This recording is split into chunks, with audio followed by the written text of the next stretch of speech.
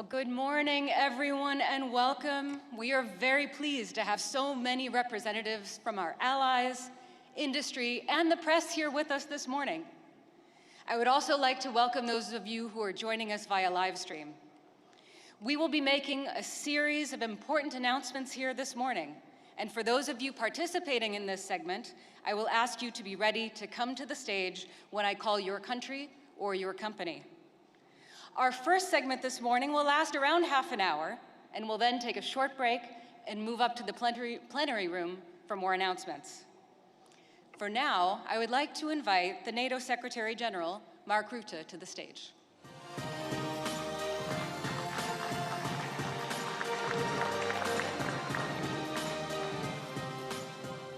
Good morning and welcome. Welcome to the NATO Summit Defense Industry Forum. This is really the platform bringing NATO and industry together. And above all, it's the opportunity to showcase the capabilities and innovation coming out of our industries across the alliance, across NATO. And I'm proud to say that we have a lot to show today. 1 year ago in The Hague, allies committed to invest a lot more in defense. 5% of GDP by 2035. And we are already making remarkable progress. And they agreed to ramp up defense production and innovation. And here we are now, 1 year later in Ankara, already delivering results. Throughout the day, allies and industry from both sides of the Atlantic will reveal new major projects and sign contracts worth billions, literally billions of dollars. These are billions that are invested in our security, boosting our economies, and supporting hundreds of thousands of new jobs. It's money well spent. Today, you will see, and the world will see, industries from North America and Europe working hand in hand, innovating together, and developing next generation capabilities. These are capabilities that are really made in NATO. Not by one nation, but several, working together in close cooperation. And that's how we make our alliance more powerful. It's how we defend our 1 billion people and every inch of our territory, now and in the future. So I would say, let's get started.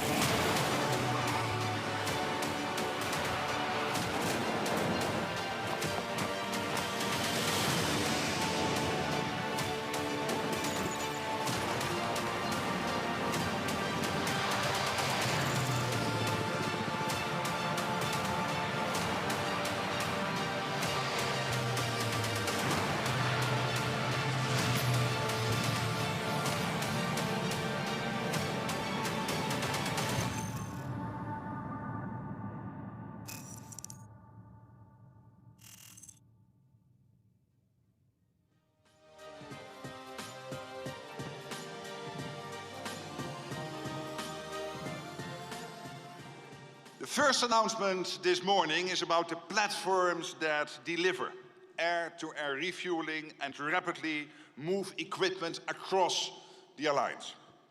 It is about air power, which is essential to strengthen our deterrence in defense. Today, several allies are officially announcing the forthcoming delivery of the 10th Airbus 330 MRTT aircraft to the multinational, multi-role tanker transport fleet. This is bringing us one step closer to the full MRTT fleet of 12 aircraft. Allies are also launching a new multinational project focused on the Airbus A400M. This is world-class strategic airlift capability. The A330 MRTT and the A440-400 will provide the alliance with two highly capable multinational fleets. The first Made in NATO announcement is an excellent example, I believe, of multinational cooperation in action. The Airbus platforms are built on strong European industrial leadership, close NATO-EU cooperation, and with contributions from US industry partners. They keep NATO's air power strong, credible, and ready for decades to come. Thank you very much, Secretary General. I would now like to invite the Airbus Chairman of Defence and Space UK, Ben Bridge, to the stage.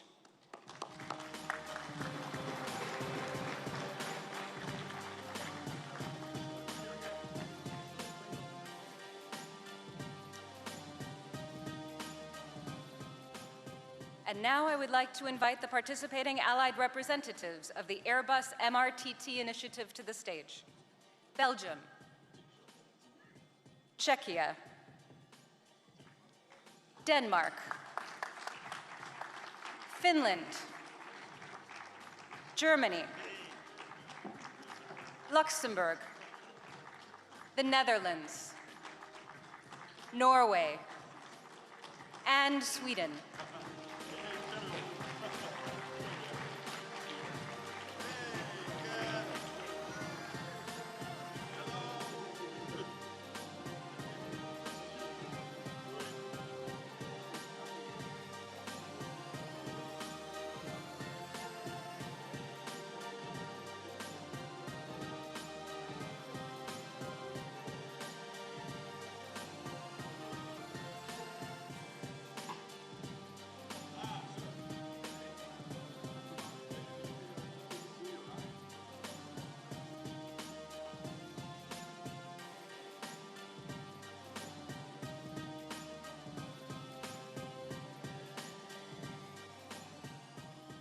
All right, thank you very much. I would invite the representatives of Belgium and Airbus to remain on stage for the A400M initiative. The other Allied representatives may return to their seats.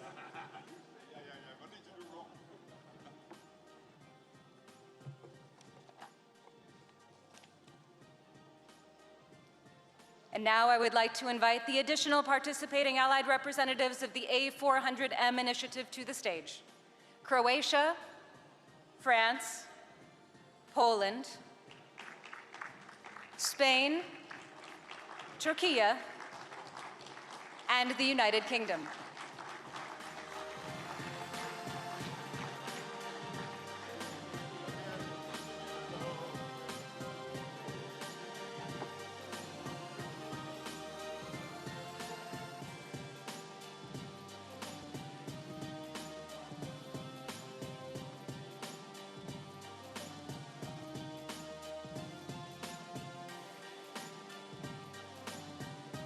All right. Thank you very much. You may all return to your seats as we prepare for our next announcement. I'll stay here. No, you come here.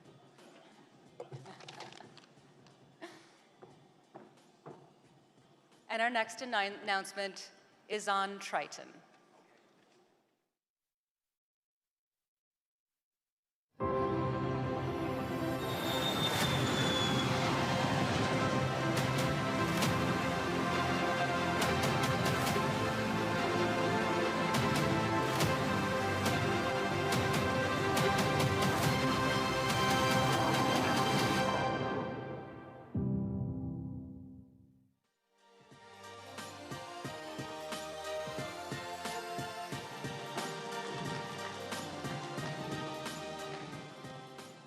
Intelligence, surveillance, and reconnaissance, or ISR, in our jargon, is a vital capability for the Alliance.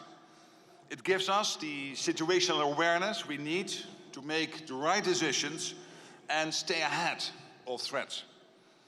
Today, Allies are taking a concrete step to strengthen this capability.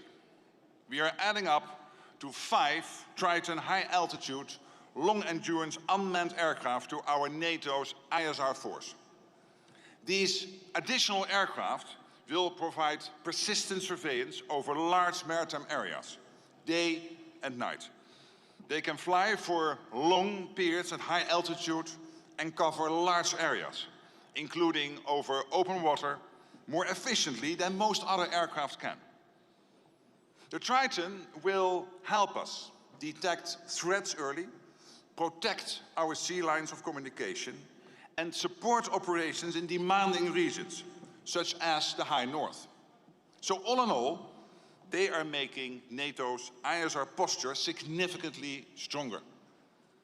Northrop Grumman is building the Triton aircraft, and transatlantic industry is working on mission support, data systems, and infrastructure. It is genuinely made in NATO and creating jobs on both sides of the Atlantic. This is transatlantic cooperation in action. Thank you very much. And now I would like to invite the president of Northrop Grumman International, Frank Morley, to the stage.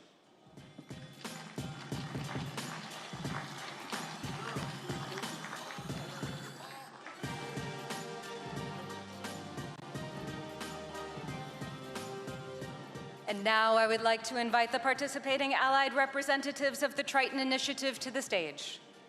Denmark, Finland, Germany, and Norway.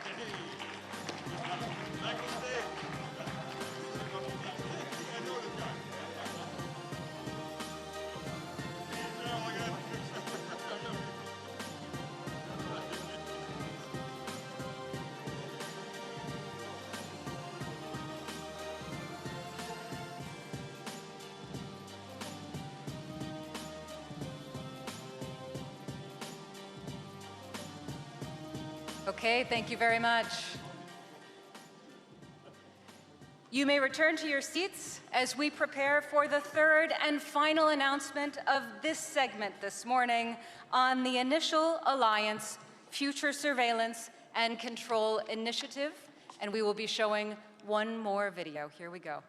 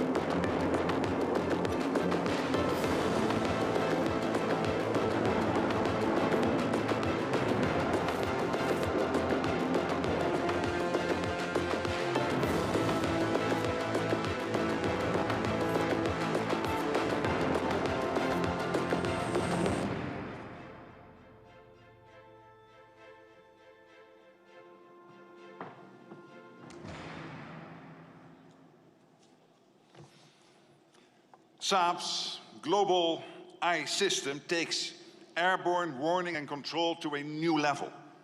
For decades, NATO has relied on a fleet of E-3 airborne warning and control systems that have been our eyes in the skies. They have been deployed from northern Norway to southern Türkiye. They have served us well and continue to do so. But they are reaching the end of their lives. Today, several allies are announcing the joint procurement of up to 10 Saab Global Eye aircraft to replace them. This will ensure we keep NATO's owned and operated surveillance and early warning capability strong and credible for decades to come. In addition, several allies are launching today a multinational project to cooperate on procuring and fielding more airborne early warning capabilities, such as Global Eye, to respond to their national requirements. Global Eye will provide simultaneous surveillance across air, maritime and land domains from a single platform, giving commanders a clear operational picture. It is a proven system with a demonstrated ability to detect, track and identify complex threats, including drone swarms, ballistic missiles and cruise missiles. Like its predecessor, Global Eye is a transatlantic program delivered by European and Canadian industries with essential contributions from US industries. It is a real success story, again, made in NATO. Thank you very much. I would now like to invite the Prime Minister of Sweden, Ulf Kristersson, to the stage.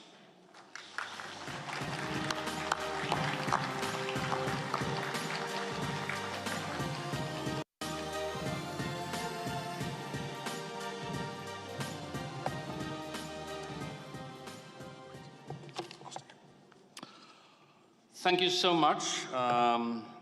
Thank you all. Thank you, dear Mark. I'm immensely proud to stand here together with you today during this important announcement. And it is, of course, a moment of great pride for Sweden, obviously. The Global Eye is a result of decades of ingenuity, innovation, investment, and commitment by so many people. But I am even prouder of what today's announcement entails for NATO, for our allies, and for Euro-Atlantic security. Global Eye actually provides the alliance with a powerful capability for surveillance and reconnaissance. It will also strengthen our ability to identify and to respond to threats, both present and future, across different domains and directions, 360, 24/7. Moreover, Global Eye is a testament to partnerships. It is in fact the prime example of what allied defense industries can achieve when partnering together, delivering advanced capabilities made within the alliance for the alliance. In this spirit, I am pleased that also Canada and France recently decided to join the family. And starting from 2027, you will see them operating also from Swedish air bases for the benefit to the alliance. With these words, I look forward to welcoming NATO into the Global Eye family. It will strengthen our collective ability to deter aggression, to defend allied territory, and safeguard freedom and security of nearly 1 billion citizens. Thank you so much. Thank you very much, Prime Minister. And I would now like to invite the President and CEO of Saab, Mikael Johansson, to the stage.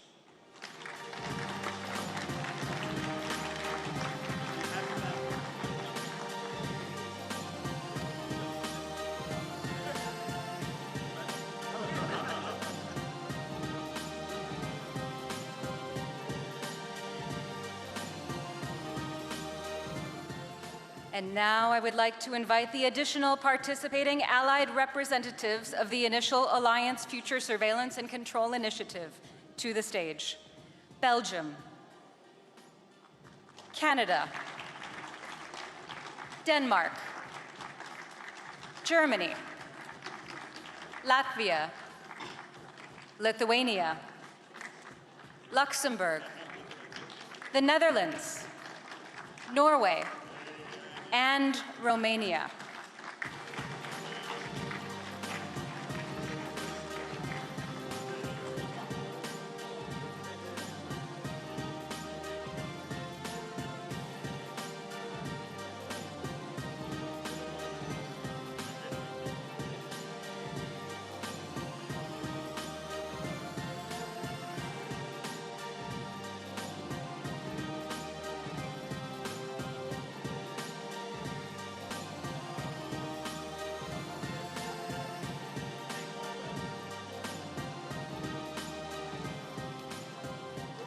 Thank you all.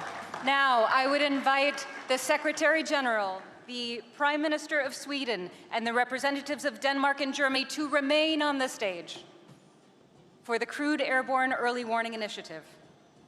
Our other allied representatives may return to their seats, and I would now like to invite the additional participating allied representatives of the Crewed Airborne Early Warning Initiative to the stage.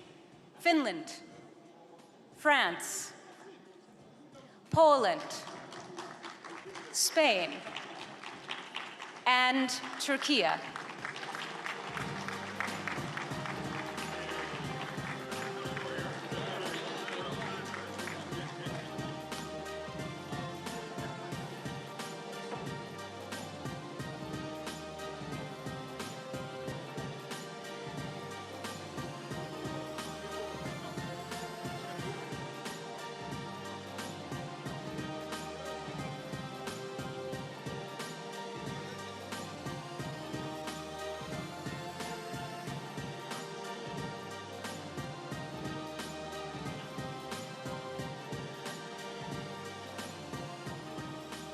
Thank you very much. All of you, including the Secretary General, may return to your seats.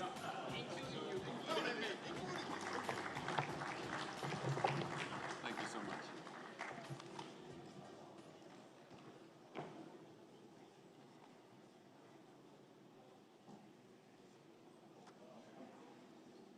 Well, I would say we're off to a great start. Thank you very much to our audience here in the room, and also to those of you who joined us online.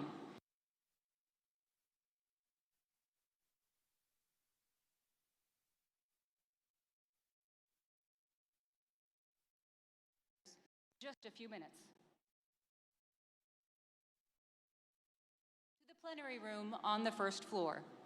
We will invite our VIPs to follow my colleagues before we ask our remaining guests to move to the plenary room. Thank you so much.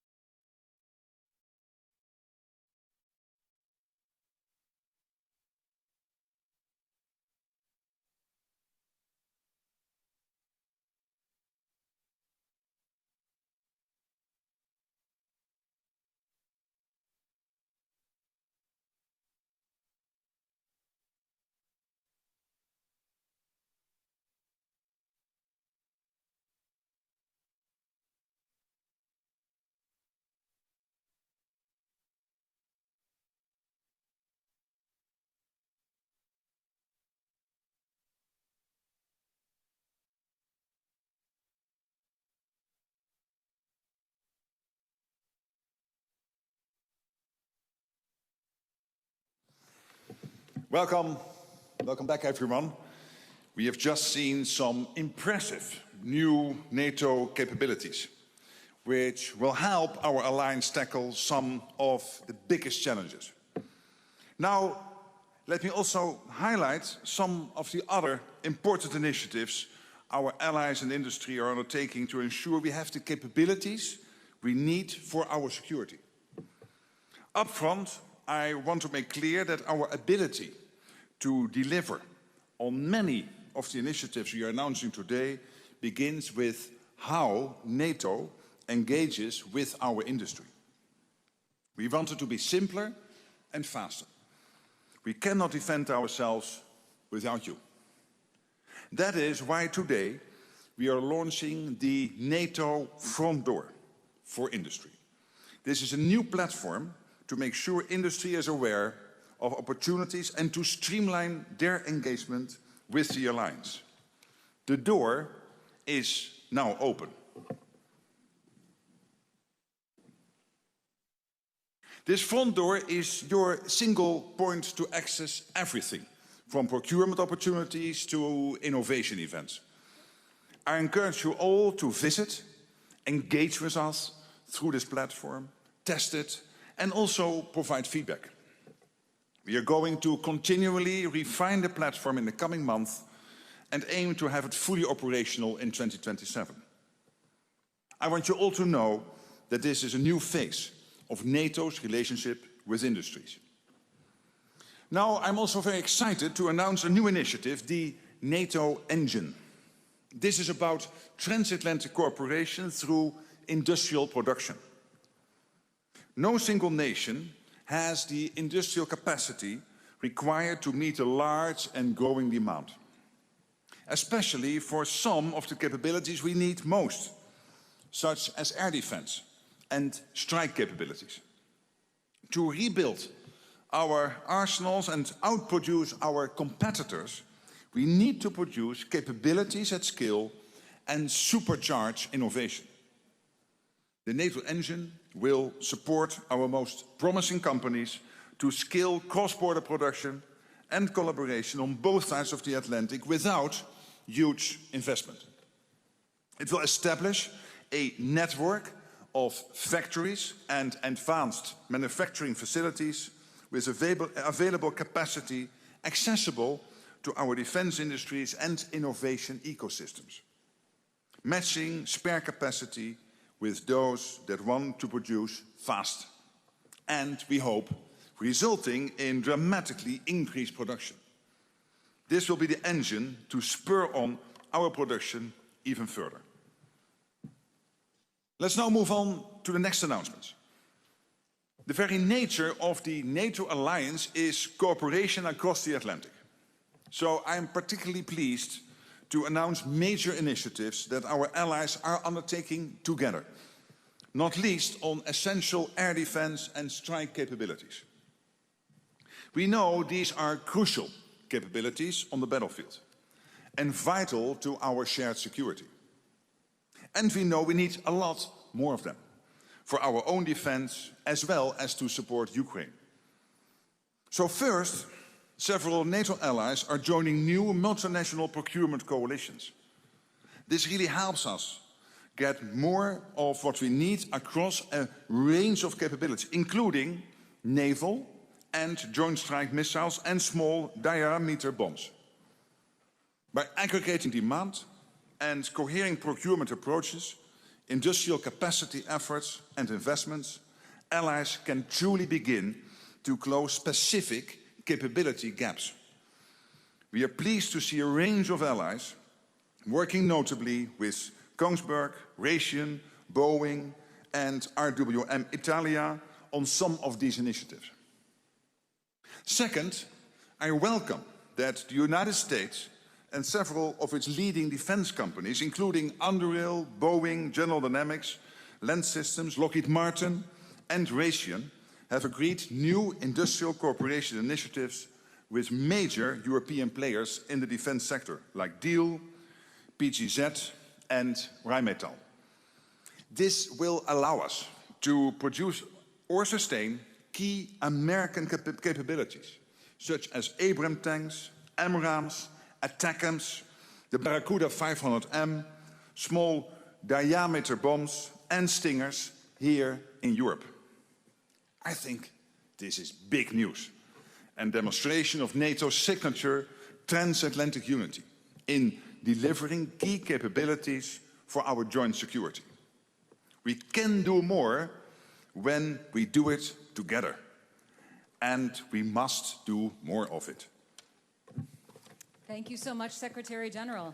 Now, with respect to our announcement on industrial cooperation agreements with the United States, I would like to invite U.S. Undersecretary of War for Acquisition and Sustainment, Mike Duffy, to the stage.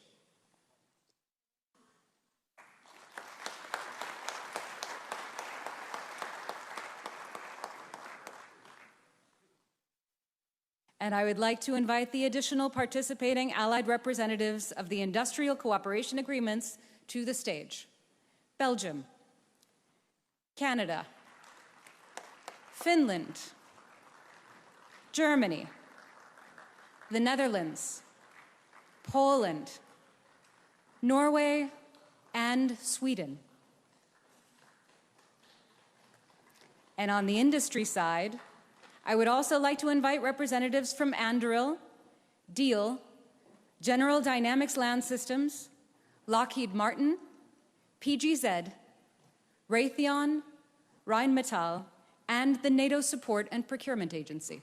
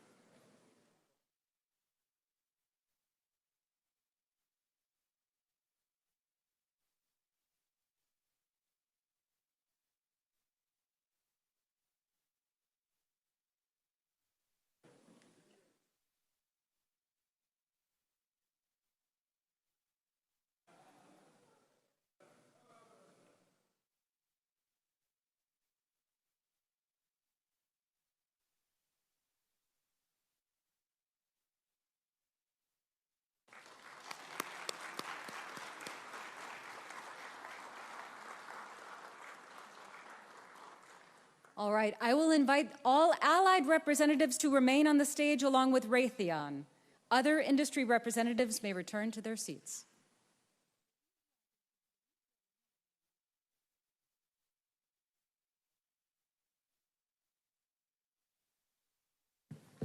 And I would now like to invite the additional participating allied representatives of our procurement coalitions to the stage. Denmark, Estonia, Italy, Latvia, Lithuania, Portugal, Romania, Spain, and the United Kingdom. And for industry, I would also like to invite representatives from Boeing and Kongsberg to the stage.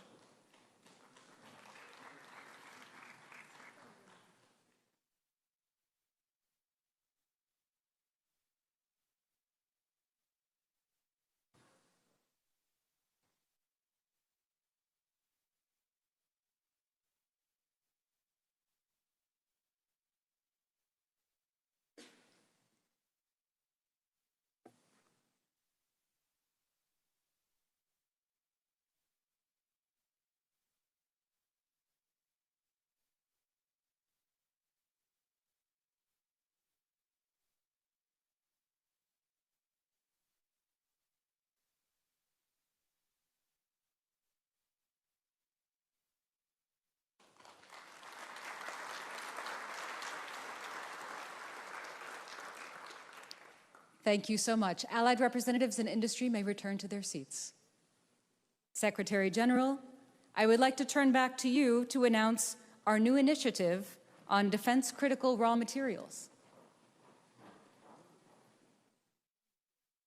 Because indeed, today we are launching a multinational project on defense critical raw materials.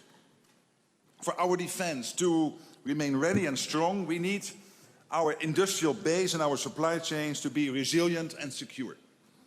This means we need a stable supply of materials and companies and components across critical sectors, regardless of potential shocks or disruptions. That's what this new project is all about. Several allies are committed to working together to acquire, store, transport and manage stockpiles of defense critical materials, components and recycled products. This project demonstrates allies' strong belief in a cooperative approach as the best way to increase security. I would now like to invite the participating Allied representatives of the Defense Critical Raw Materials Initiative to the stage. Belgium, Canada, Denmark, Finland, Greece, Italy, Luxembourg, the Netherlands, Norway, Spain, Sweden, and Türkiye.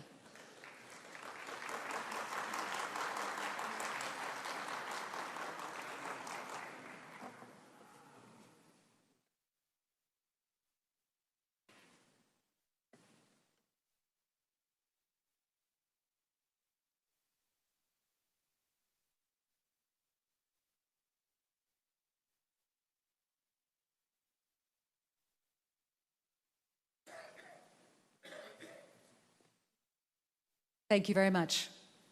Allies, you may return to your seats. And we will now introduce NATO's Drone Edge Initiative, and we have a video to play.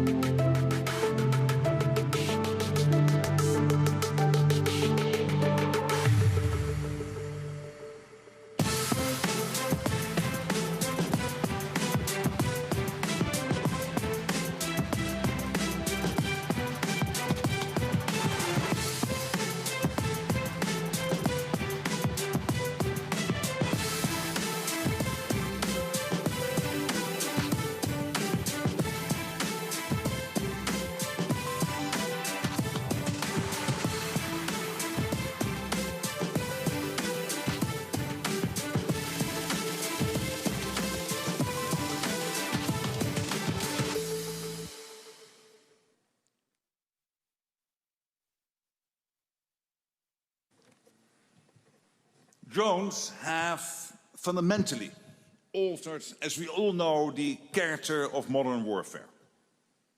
And they have become a decisive factor on the battlefield. This is clear from what we see in Ukraine, in the Middle East, and across the alliance. Allies themselves have seen repeated drone incursions.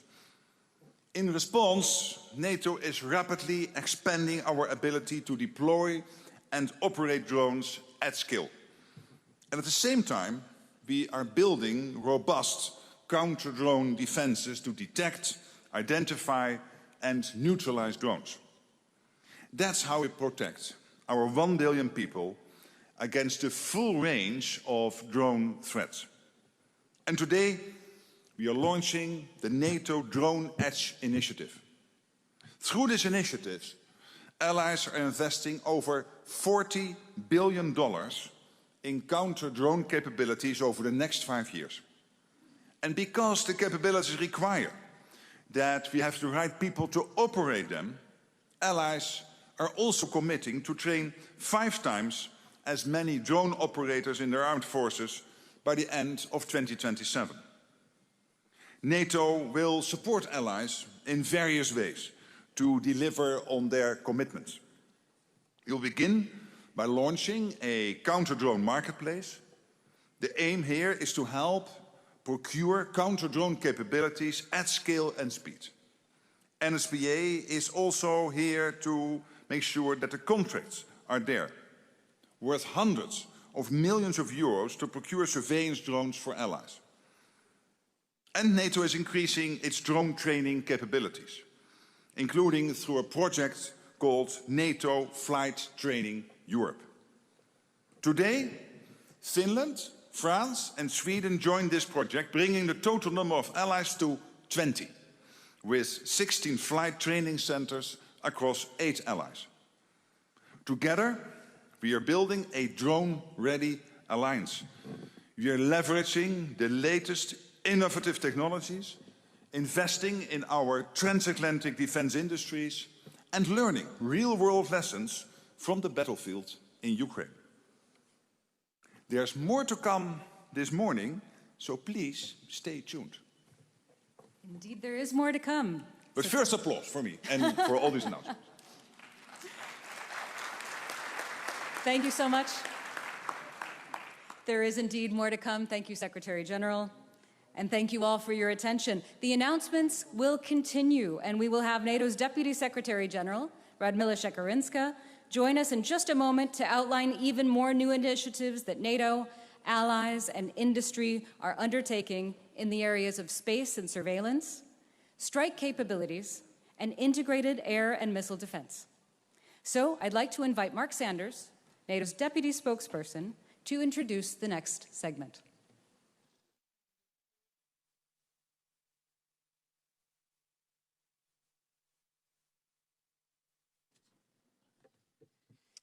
Thank you very much. We still have many more exciting announcements for you today, and we'll be continuing with the next hour or so with the same format you're now familiar with. For those of you participating in this segment, I will ask you to be ready to come to the stage when I call your country or company. We'll begin with new announcements in the field of space and surveillance after a short video.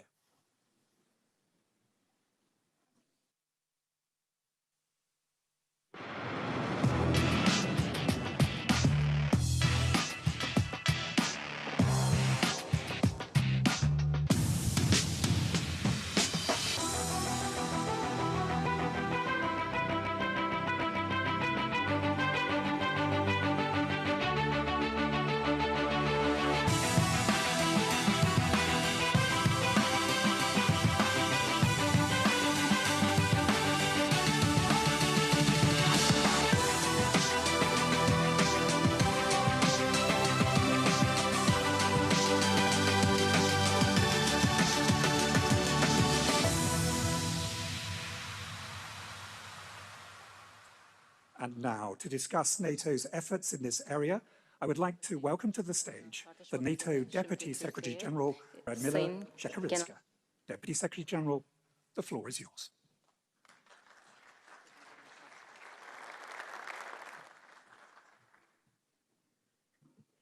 Thank you, Mark, and good morning, everyone.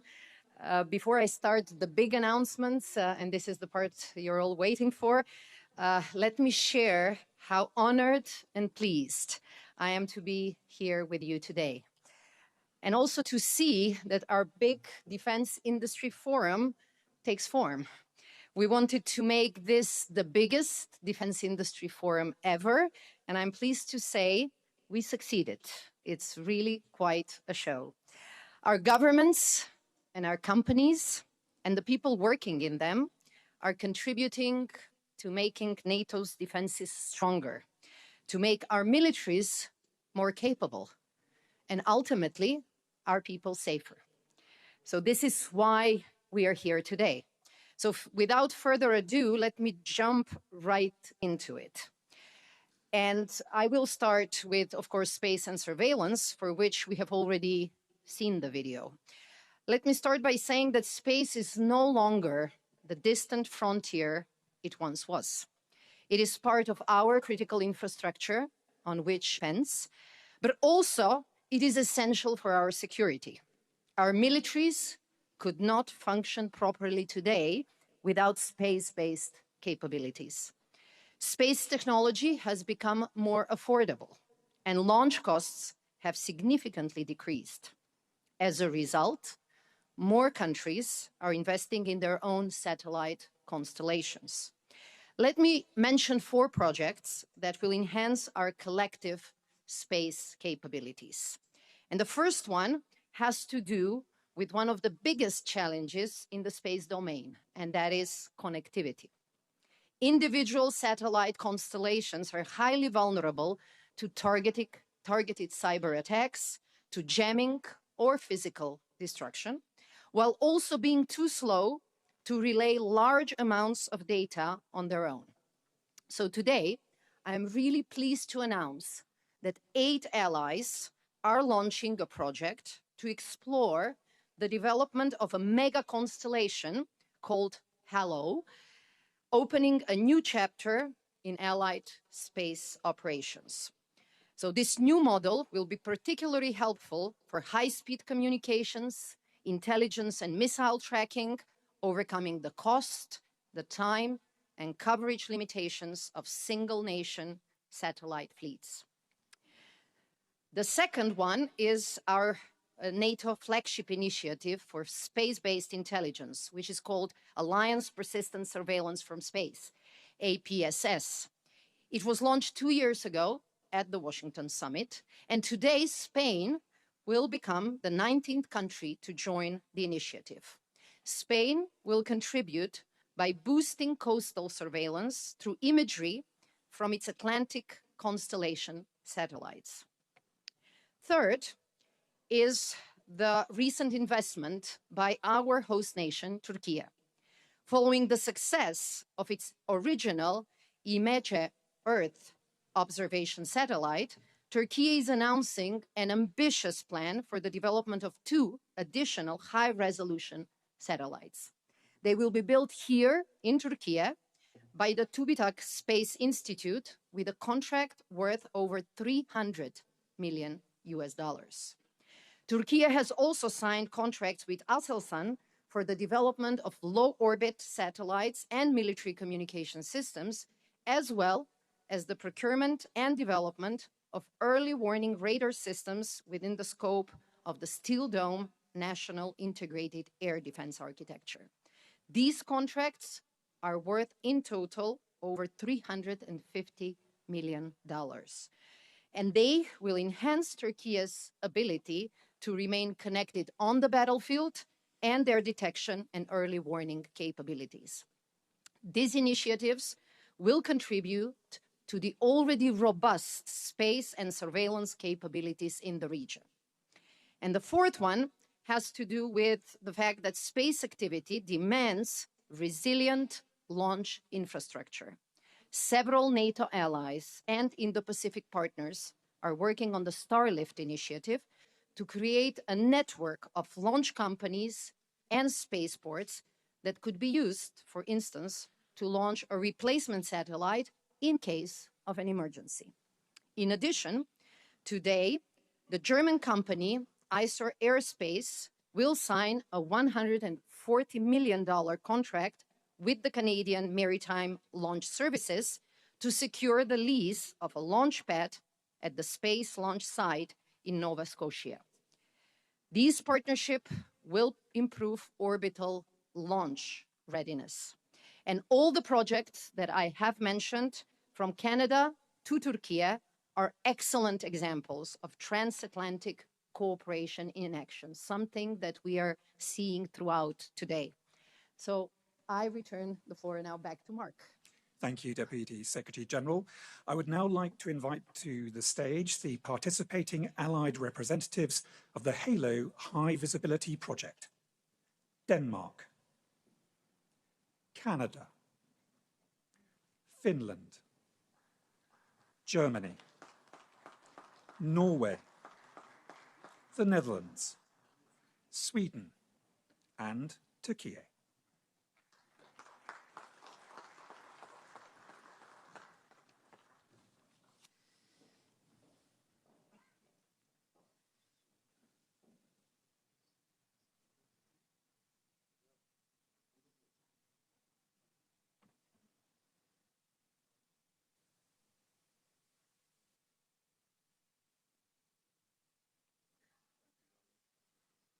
Thank you. I would invite the representatives of Canada and Türkiye to remain on stage. The other allied representatives may return to their seats.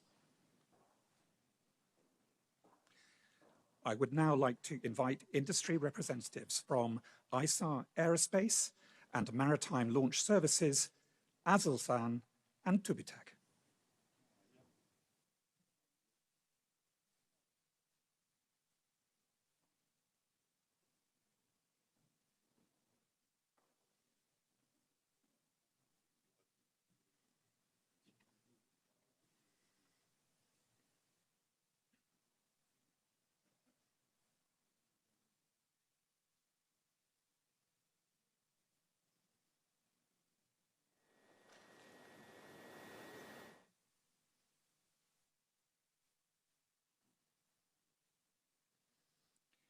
Thank you. You may return to your seats.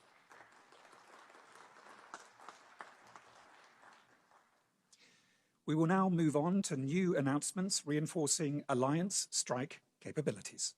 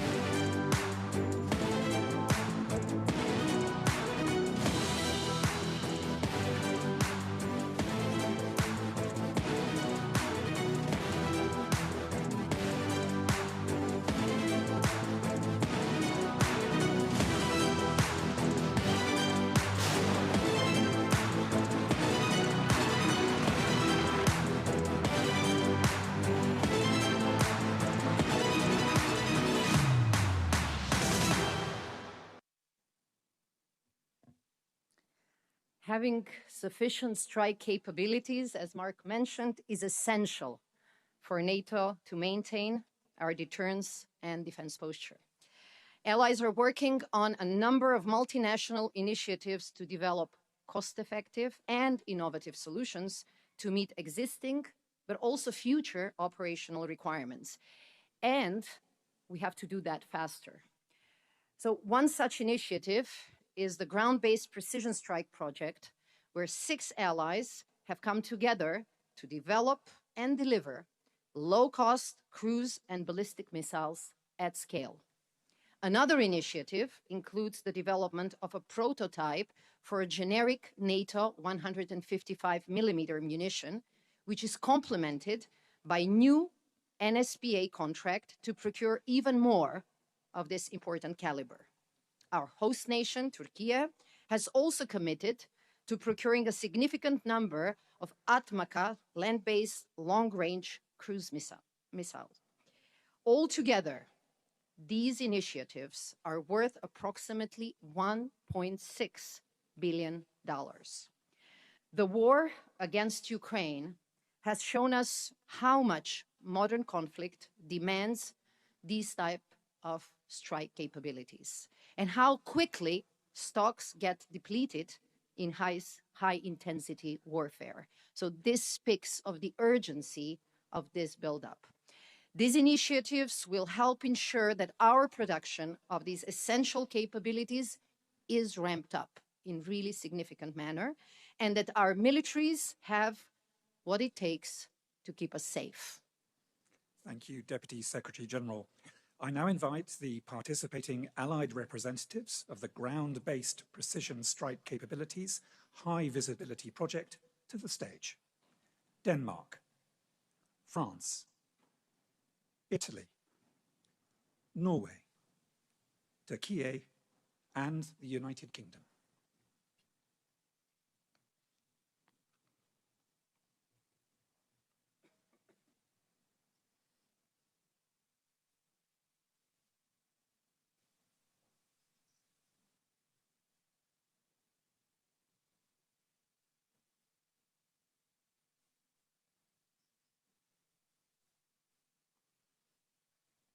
Thank you. I invite Denmark, Norway, and Türkiye to remain on the stage.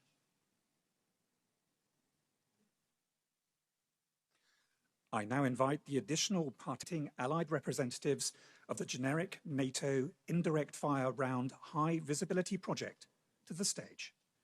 Canada, Czechia, Finland, Greece, Slovakia, and Sweden.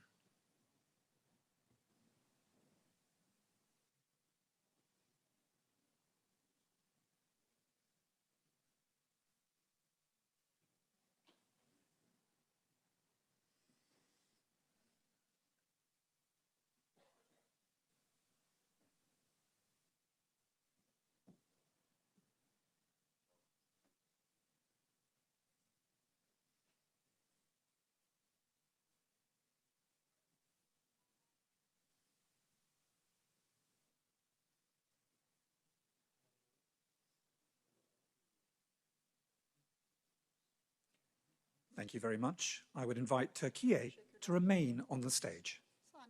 The other representatives may now return to their seats. I now invite the industry representative from Rocketstan to come to the stage.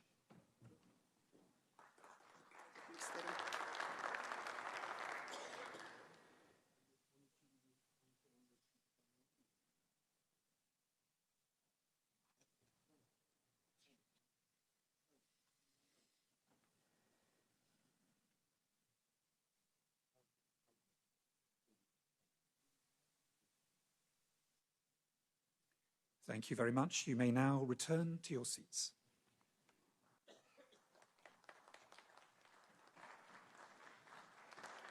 We will now move on to new announcements reinforcing NATO's integrated air and missile defense.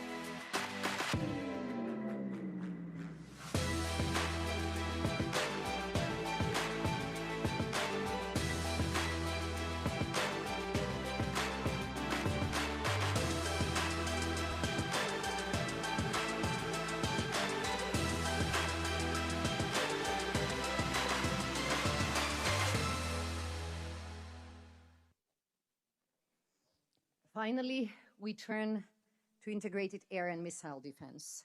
NATO's integrated air and missile defense is our first line of defense. And we have witnessed in the course of the last months repeated airspace violations by Russian drones and Russian aircraft. And NATO has successfully intercepted ballistic missiles launched from Iran against our ally Türkiye. So the bottom line is, in order to keep all of us safe, we need more of these capabilities. We need many more. We need interceptors, sensors, command and control capabilities. And to do this faster and better, integrating the newest technologies into the capabilities, we must do them together by pooling all our resources. This is what allies are doing. This is what we are seeing here today. On the screen, you will see the scope and value of these initiatives. These include multinational efforts to enhance our air defense capabilities against lower-level air threats and to acquire passive air surveillance capabilities, allowing us to rapidly procure off-the-shelf solutions that we know work well. We are taking concrete steps to modernize also our command and control systems and adding more capabilities for ballistic missile defense. The NATO Support and Procurement Agency has acquired a large number of Patriot PAC-2 missiles in the last 3 years, and it is in the process of acquiring more in the near future. We also see allies doing more together. The Netherlands and Belgium are signing a memorandum of understanding for initiating joint procurement of several essential air defense systems. And Türkiye is investing deeply in its remarkable defense industry for the production of a range of air defense systems. Our companies themselves are also stepping up to deliver on demand. Rheinmetall Italia is announcing investments which will enable it to double the production capacity. And it will be done in a production plant in Rome that works on air defense capabilities and ammunition. All of these announcements are impressive. All of them are crucial, and all of them are urgent. And this is all necessary to keep our skies safe and to keep our deterrence and defense credible. Thank you, Deputy Secretary General. I now invite the participating Allied representatives of the High Visibility Project on Air Defence Capabilities against Lower-Level Air Threats to the stage. Belgium, Denmark, Finland, Greece, Romania, Sweden, and Türkiye.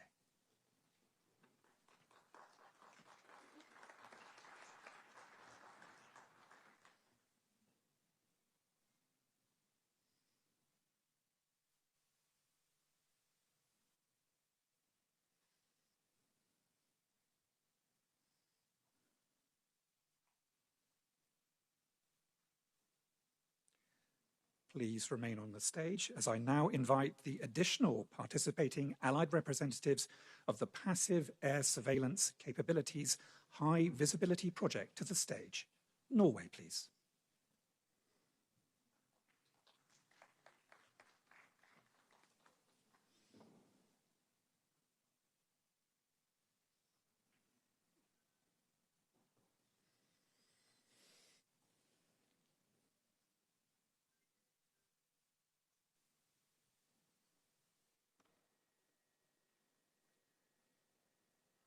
Thank you. I would like to invite Belgium and Türkiye to remain on the stage. The other representatives may return to their seats.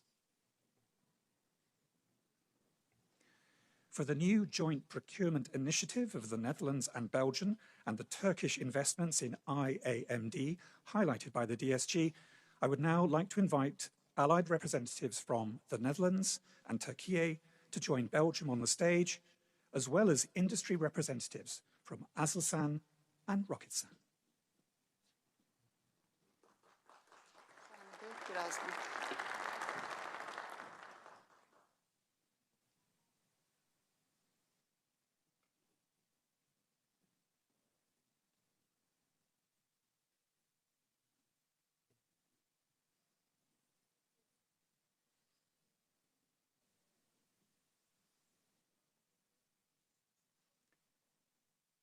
Thank you very much. You may return to your seats.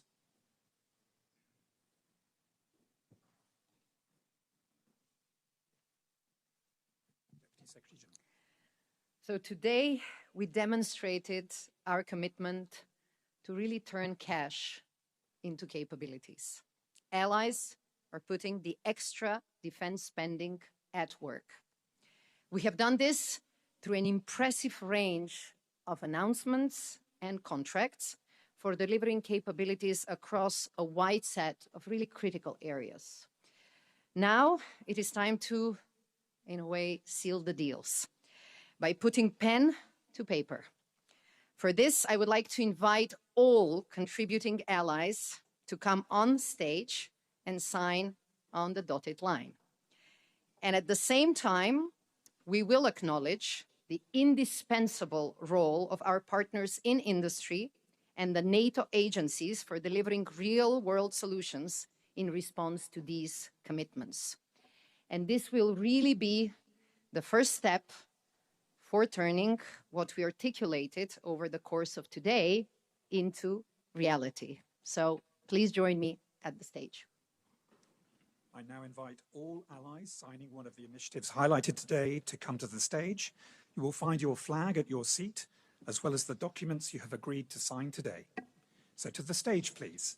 Belgium, Canada, Croatia, Czechia, Denmark, Estonia, Finland, France, Germany, Greece, Iceland, Italy, Latvia, Lithuania, Luxembourg, the Netherlands, Montenegro, North Macedonia, Norway, Poland, Portugal, Romania, Slovakia, Spain, Sweden, Turkey, the United Kingdom, and the United States.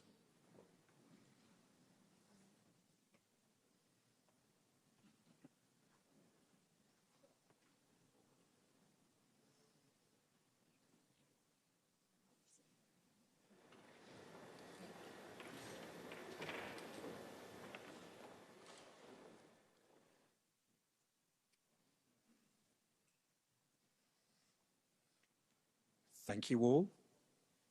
You may now sign the documents in front of you.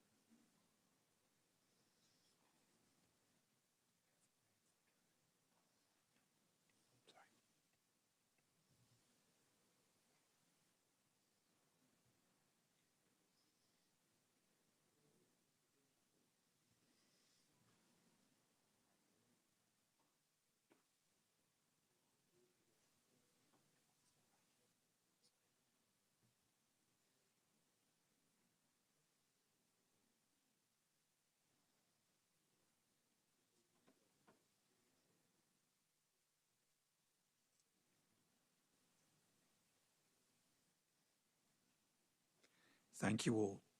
I now invite our signatories to the stairs, together with the NATO's Deputy Secretary General at the center of the stage for a group photo, please.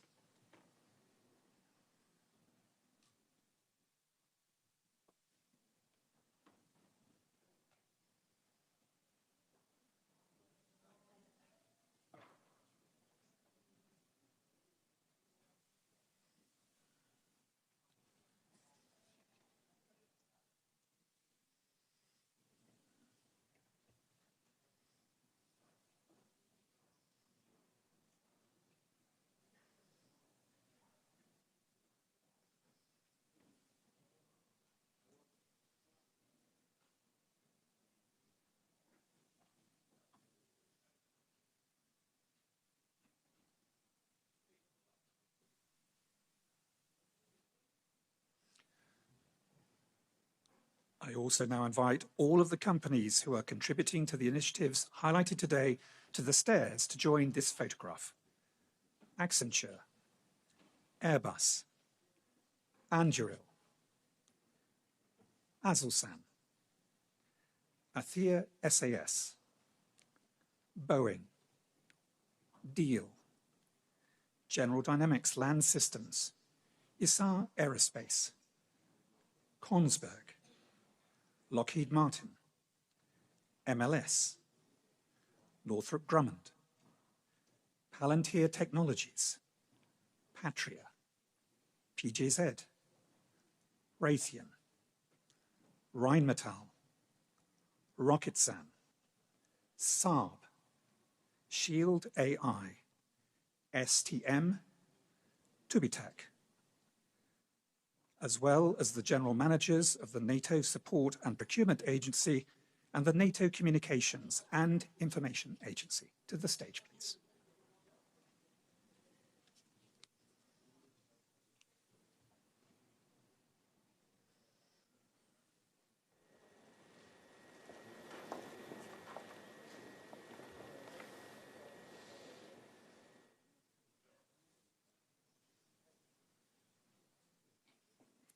Thank you all for being here today and for following us online. This concludes this segment of our announcements ceremony, and thank you to the Deputy Secretary General.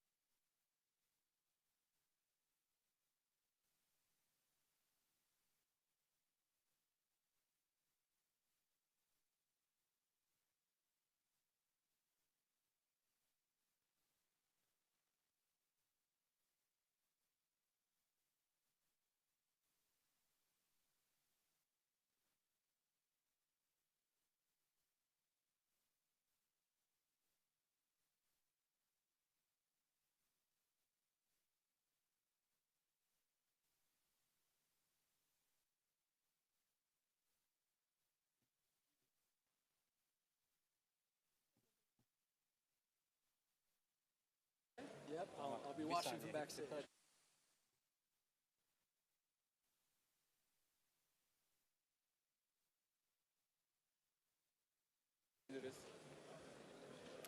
Ladies and gentlemen, please. Hanımefendiler, beyefendiler, lütfen yerinize oturabilir misiniz? Etkinliğimiz başlamak üzere. Teşekkür ediyoruz.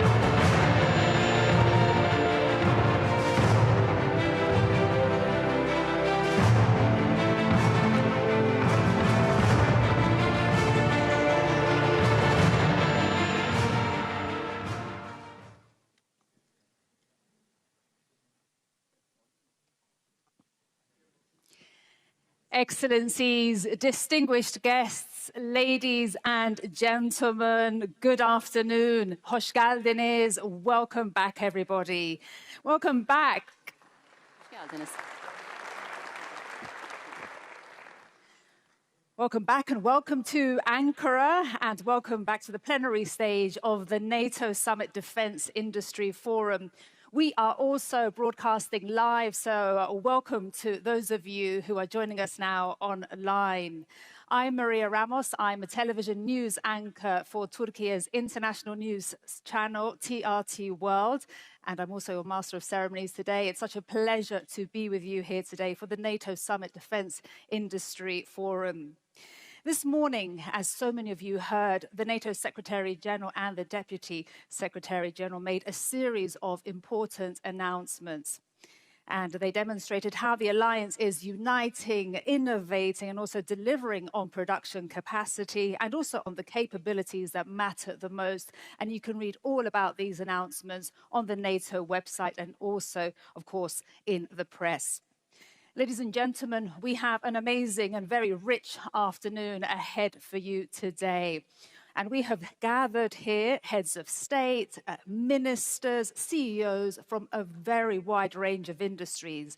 And they will be sharing how NATO is working to deliver on its commitment to rapidly ramp up defense industrial production and innovation across the alliance. And before we begin, please, phones on silent. Ladies and gentlemen, let's start.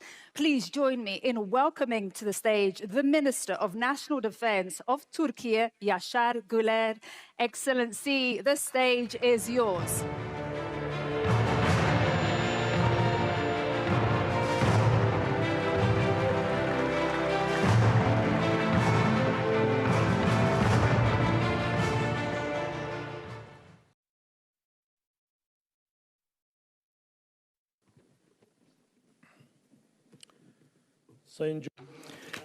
Your Excellency, Mr. Vice President, Mr. Secretary General, honorable ministers, distinguished commanders, esteemed representatives of defense industry, and dear guests, I greet you all with utmost respect.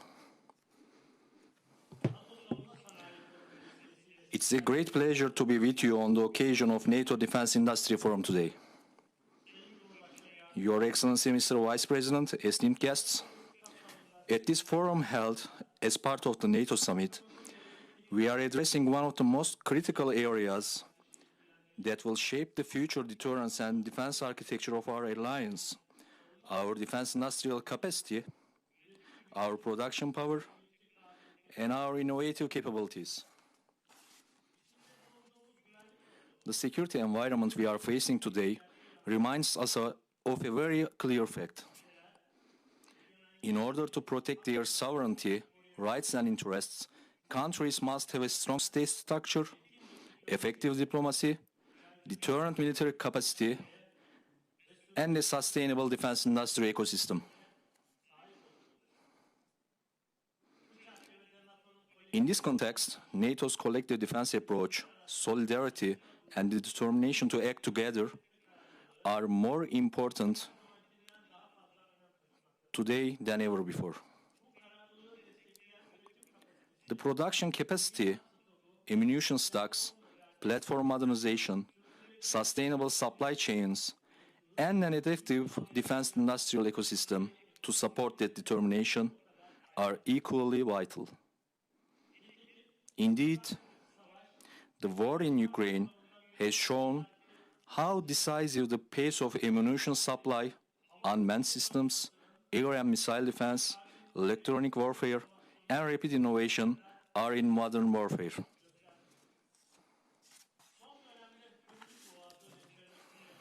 Recent developments around the Strait of Hormuz have once again demonstrated that the security of lines of communication and supply chain management are now an integral part of defense planning. Therefore, the fundamental question for all of us is, how quickly can we turn our commitments into real capabilities? This is precisely one of the main objectives of the Ankara Summit.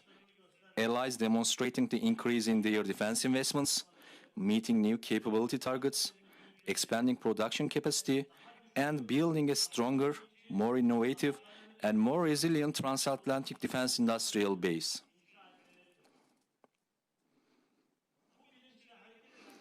With this mindset, Türkiye has brought its domestic and national industrial production capacity and engineering infrastructure to a level that attracts attention globally.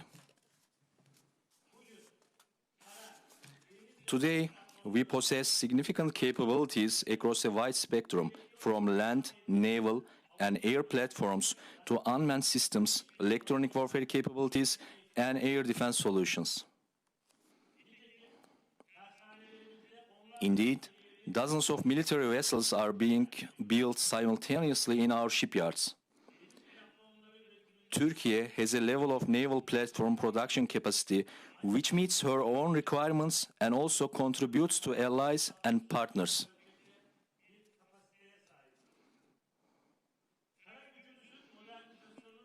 Regarding the modernization of our land forces, the serial production phase of our Altay main battle tank is a concrete demonstration of the technological and industrial level we have reached in armored land systems.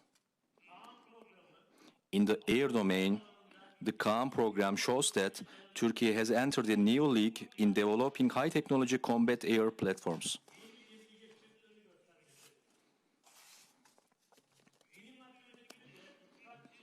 Ammunition production is also one of the most critical issues for the alliance. We have rapidly increased our 155mm ammunition production capacity in recent years and became an ally delivering concrete results in this field. Through Roketsan's new production and integration investments, we are significantly expanding our missile and munitions production capacity.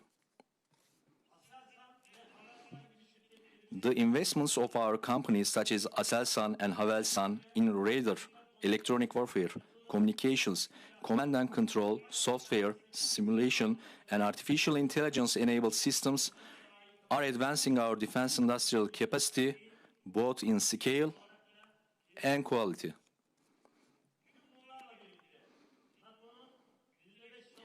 Additionally, we also attach great importance to NATO's 5% defense investment pledge, because it is also a concrete expression of the alliance's will to strengthen deterrence, scale up defense production, and deliver the capabilities we need on the ground in a timely manner. Your Excellency, Mr. Vice President, distinguished guests, the wars and conflicts have demonstrated that success on the battlefield depends both on existing stocks and the capacity to learn, produce, and adapt quickly.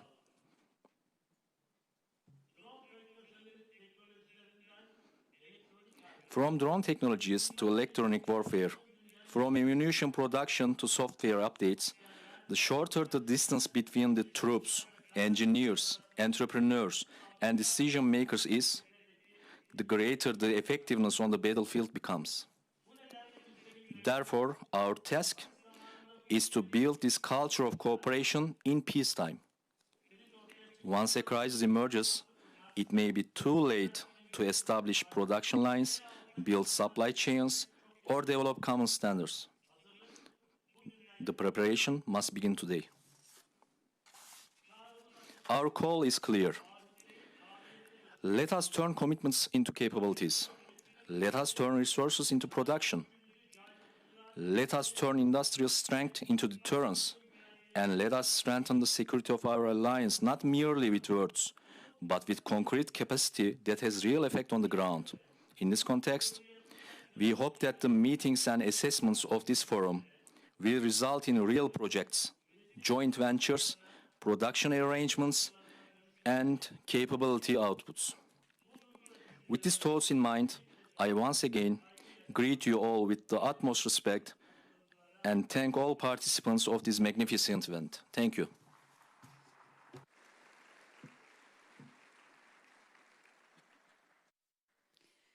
Çok teşekkür ederim, Minister Yaşar Güler. Thank you very much indeed for your comments there. Thank you so much. All right, ladies and gentlemen, we continue. Please join me now in giving a very warm welcome to the NATO Secretary General, Mark Rutte. The stage is yours, Secretary General.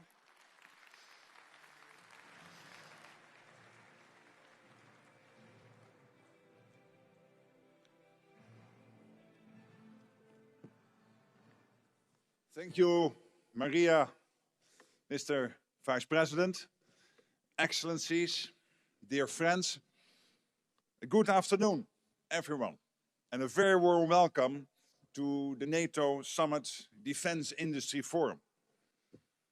As we are in the middle of the World Cup, let me start with a little football analogy. And I do this with a heavy heart, as the Netherlands, my country, has been kicked out, and also Curaçao, which is part of the Kingdom of the Netherlands, has been kicked out of the World Cup, but still, I maintain the football analogy. Because there is something I believe football teaches us. No team wins because of one brilliant player. We need a goalkeeper, you need the defenders, the midfielders, the strikers. And yes, everyone notices the player who scores the winning goal. But behind every successful player and team out on the pitch are many others on the bench and behind the scenes. The coaches, the trainers, the analysts, the people making sure everything works. Everyone matters, no one wins alone. NATO is much the same. It takes a whole team to deter and defend most effectively.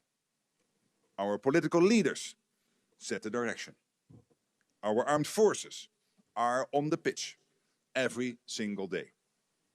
And you, our defense industry, provide the strength behind the team. The equipment, the innovation, the production capacity.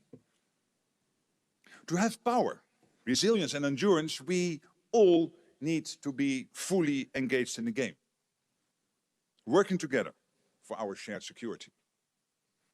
You need us at NATO to tell you what our militaries need. That is the demand. And we need you to turn those requirements into real capabilities. That is the supply. That is why that we continue to build cooperation between NATO and industry. I have seen it grow and develop since I took over in 2024. I visited factories and facilities across the alliance, including here in Turkey. I've spoken with company leaders, engineers and workers on the factory floor.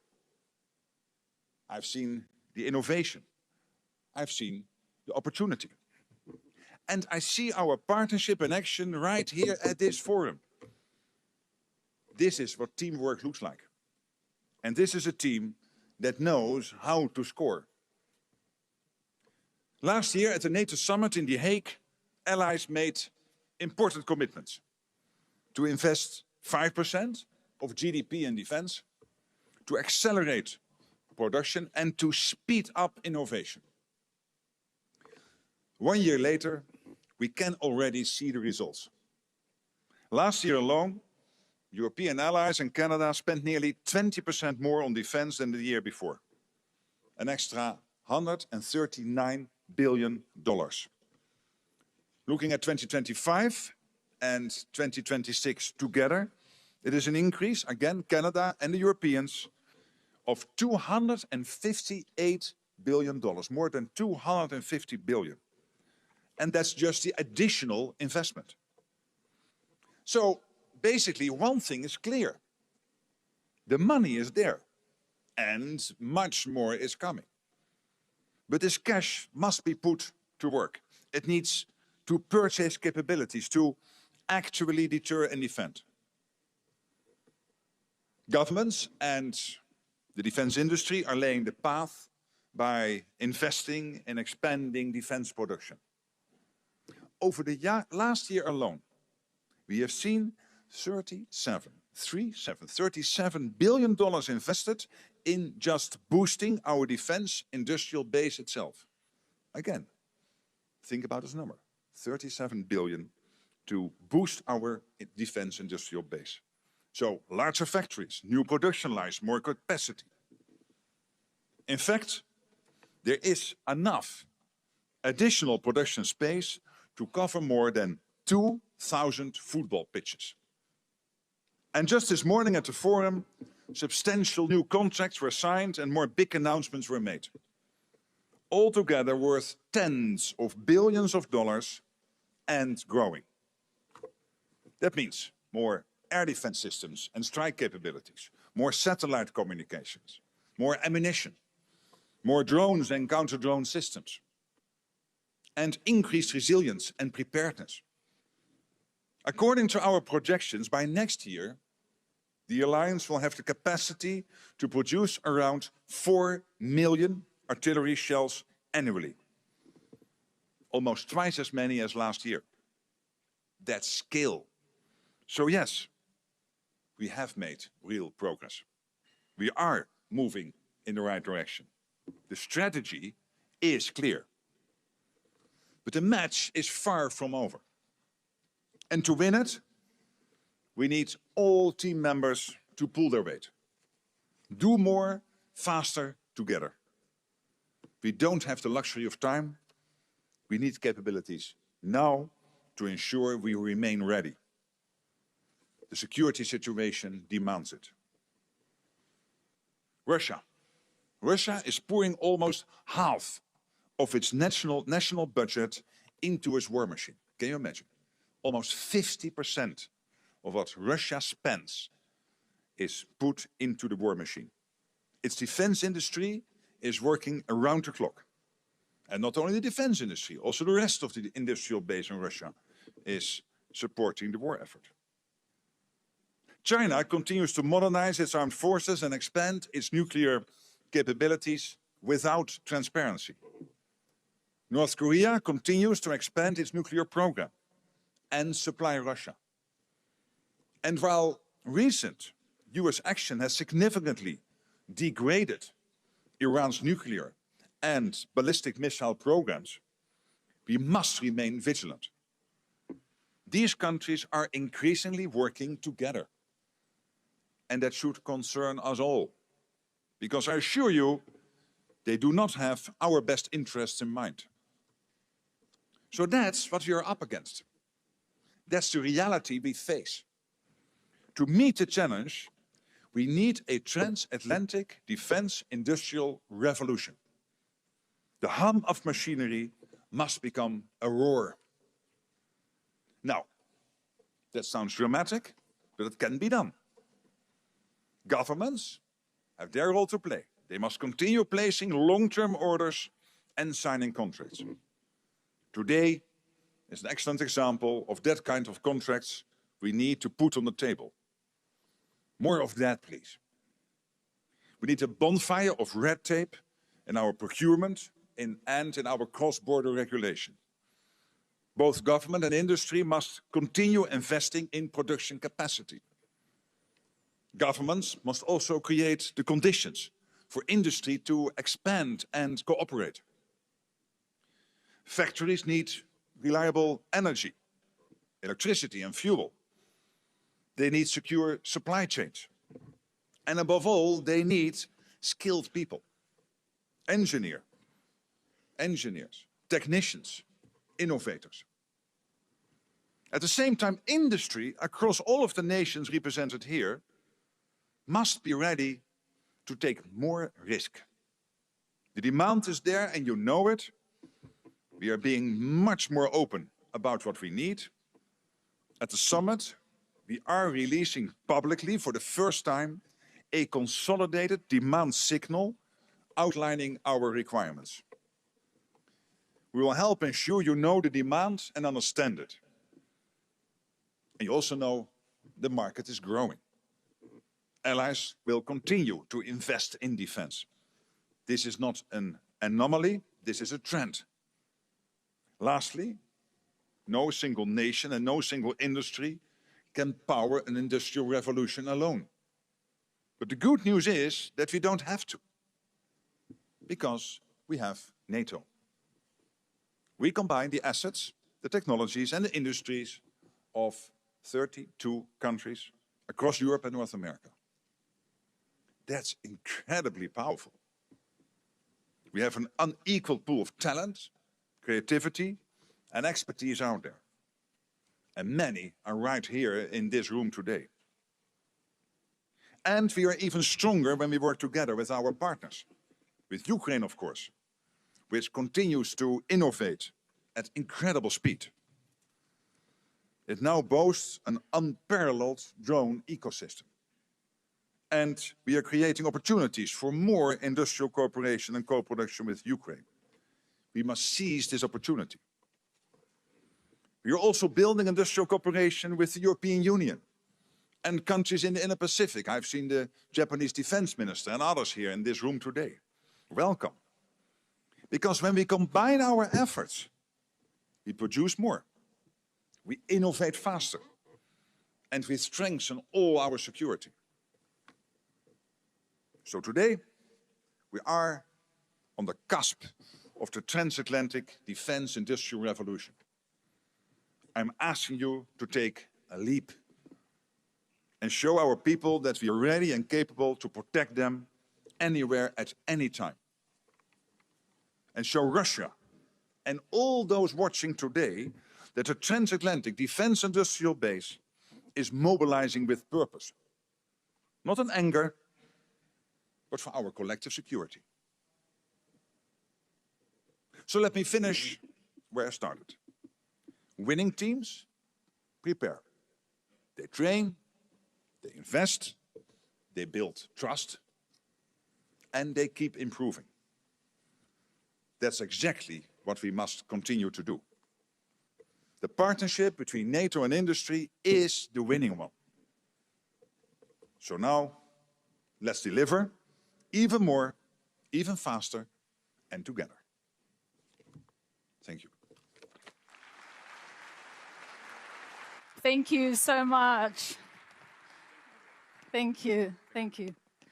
All right, we continue. Thank you so much, Secretary General Mark Rutte, and thank you for that analogy also with regards to football, very important.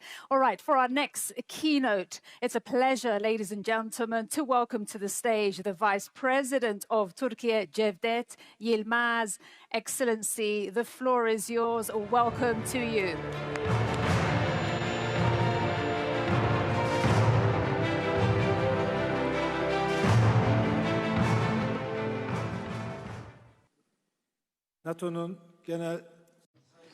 Distinguished Secretary General of NATO, Mr. Mark Rutte, distinguished Prime Minister of Czechia, distinguished ministers, distinguished representatives of the allied countries, distinguished guests, ladies and gentlemen, I'd like to welcome you all and greet you all wholeheartedly and with respect.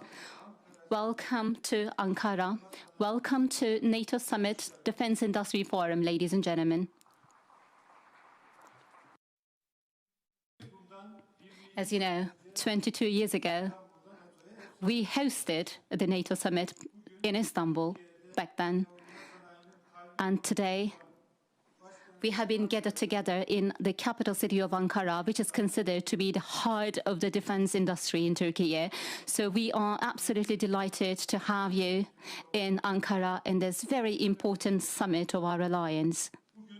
Ladies and gentlemen, as the alliance itself and allied countries, we have been up against some important global developments. We will have the chance to evaluate and assess all these developments in addition to the challenges and tests that we are up against. We are going to discuss those challenges. Ladies and gentlemen, in this forum today and in the Leaders Summit tomorrow, we are going to see that the alliance is taking a new step into NATO 3.0. So there will be fairer burden sharing in the alliance thanks to NATO 3.0. And the progress that we achieved shows us that in the face of the geopolitical challenges that we have today, we need to build a stronger European pillar in the alliance. And last year in The Hague, we took important decisions, including increasing the defense spending. And these commitments have been assumed duly by almost all of the allied countries. An approach to defense spending has been transformed on the side of all of the allied countries. And the test today is to turn the increased defense spending into concrete capabilities and to make sure that we create the industrial base in order to achieve our commitments. This is why we need to ramp up the production capacities in harmony with each other. In this respect, let me also quote the statement from Mr. Rutte. He always says that from Arkansas to Ankara. So let me repeat what he said. From Arkansas to Ankara, we need to work together. Under the strong leadership of His Excellency, President of the Republic of Turkey, we have been trying to understand the current threat landscape, and accordingly, we've been taking steps in order to progress and advance our defense industry in Turkey. Turkey is one of the defense exporters around the globe. We are ranking number 11 around the globe when it comes to the defense exporters, and hopefully we are going to rank one of the top 10 countries very soon. So hopefully, Turkey will be in the first league if we continue with the football analogy. Our defense industry has been going through some comprehensive transformation, and our production mix include air, land, maritime, cyber, and space areas. All of them are included in our portfolio. As a result of our extensive capabilities, the localization rate of the Turkish armed forces is more than 80% nowadays. And for the allied countries, Turkey is being a source of supply, reliable supply, and a source of reliable project making. And our defense investments expanded $11 billion. And our exportation, more than half of our exportation goes to the NATO allied countries and the European Union countries. And Türkiye has been receiving lots of praise because of its UAVs and combat UAVs today, from electronic warfare to combat fighters, from fifth generation combat jet to strike capabilities. We have the state-of-art technologies, and we can develop state-of-art technologies in all of these areas. 5 of the top 100 defense countries around the globe come from Türkiye. So this point that we've achieved in the area of defense industry is no coincidence. We've been progressing thanks to the collaboration between public sector and the industry in Türkiye.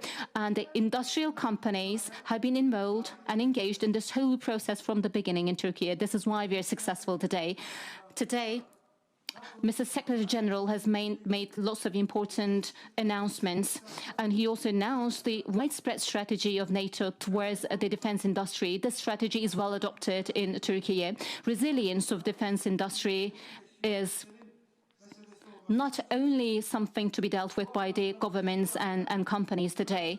We need to collaborate with the universities, we need to collaborate with the finance sector and the workforce. All of the layers of the society need to be involved in this whole process, we believe. And this whole structure depends on human power, manpower, and the average age of the workforce in defense industry is 34 years in Türkiye, and half of the engineers are young women in Türkiye, which tells us something. It tells that we own the future thanks to the young workforce that we have in Türkiye. One of the most important pillars of a strong defense industry is to have this skills pool required. This is why we are going to enhance and improve our skills pool and workforce. And we've been employing more than 100,000 skilled workforce. We are ramping up our investments, and we're also focusing on civilian industries as well, with all the technological innovations that we're focusing on. And this is how the defense industry is also contributing to economic development and social welfare. I was the welfare minister for long years, so I can say that defense industry contributes to both economic development and social welfare in general. Speaking from experience, I can say that. Similarly, artificial intelligence is what we have been focusing on, because technology has the game-changing capability. This is why we need to keep a close eye on the artificial intelligence. We've been focusing on research and development as an indispensable part of this whole innovative process. On the other hand, for the development of the defense industry, we attach great importance to international collaboration. And Türkiye is not limiting its collaborative actions to exportation only. We are engaged in joint production, joint design and development processes with the allied countries. Last week, His Excellency, President of the Republic of Türkiye, explained to the allied parliamentarians that we need to remove the barriers to collaboration in the area of defense industry, and trade restrictions in the area of defense between the allied countries should be lifted altogether. And if we want to increase the military readiness of the alliance, if you want to improve the collective defense in the alliance, then we need to overcome all these meaningless, senseless barriers and the sanctions. This is why all the bilateral restrictions between the allied countries should be lifted, and Türkiye, which is contributing greatly to the European pillar of NATO, should be able to contribute to the defense and security initiatives in European Union and elsewhere. Otherwise, the progress in the development capacity will go down and the production cost will go up. So if you want to see a stronger, more resilient Euro-Atlantic system, then technological capabilities and operational experience should be there in a strategic architecture that we're all involved in. And Türkiye is a strong, reliable country in this architecture, which is prepared to contribute greatly to the improvement of that architecture. Ladies and gentlemen, with this in mind, all the deliberations and discussions that we are going to hold under the forum and during the summit will hopefully be beneficial to the entirety of the alliance. Hopefully your contacts and meetings will pave the way for new collaborative actions. Ladies and gentlemen, the agreements, announcements, discussions that have been taking place since the morning will hopefully contribute to the increased deterrence and defense capabilities on the side of NATO, and will hopefully pave the way for stronger defense collaboration between the allied countries. With this in mind, let me welcome you all and greet you all wholeheartedly and with respect, ladies and gentlemen. Welcome to Ankara and welcome to Türkiye once again. Çok teşekkür ederim Cevdet Yilmaz. Thank you very much indeed. Thank you. And I'm sure, ladies and gentlemen, if I may, speaking on behalf of all of us, how happy we are and grateful for Turkey's generosity and hospitality as hosts of this important event. Teşekkür ederim, Türkiye. Thank you very much indeed for being such graceful hosts. Ladies and gentlemen, we move now to our panels, and we'll be starting with one entitled Navigating the Ramp Up, a Conversation with Industry. And I think it's clear to everyone in this room that industrial might and military might go hand in hand. And our conversation this afternoon is just that, navigating the ramp up, a conversation with industry. Now, this features several private sector leaders who are working to ensure our militaries are getting what they need. And for this session, we're very happy to have our moderator, who will be Jenna Ben Yehuda, Executive Vice President at the Atlantic Council. And our panelists will be Uwe Horstmann, Chief Executive Officer at Stark Defense, plus Jay Pittman, President of Lockheed Martin International, and Charles Woodburn, Group Chief Executive Officer at BAE Systems. I now invite you all to join me here on stage. Welcome to you. Jenna, hi.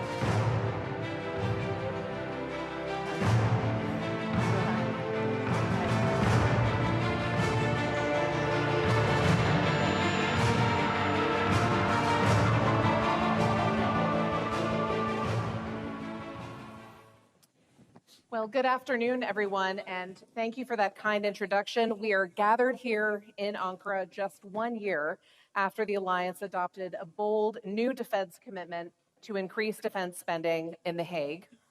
What a year it's been. We're already seeing real strides, but we know that turning those new defense dollars, euros, and lira into real capabilities is easier said than done, and realizing this once-in-a-generation defense transformation really demands a whole-of-society approach that is led by governments working in lockstep with industry.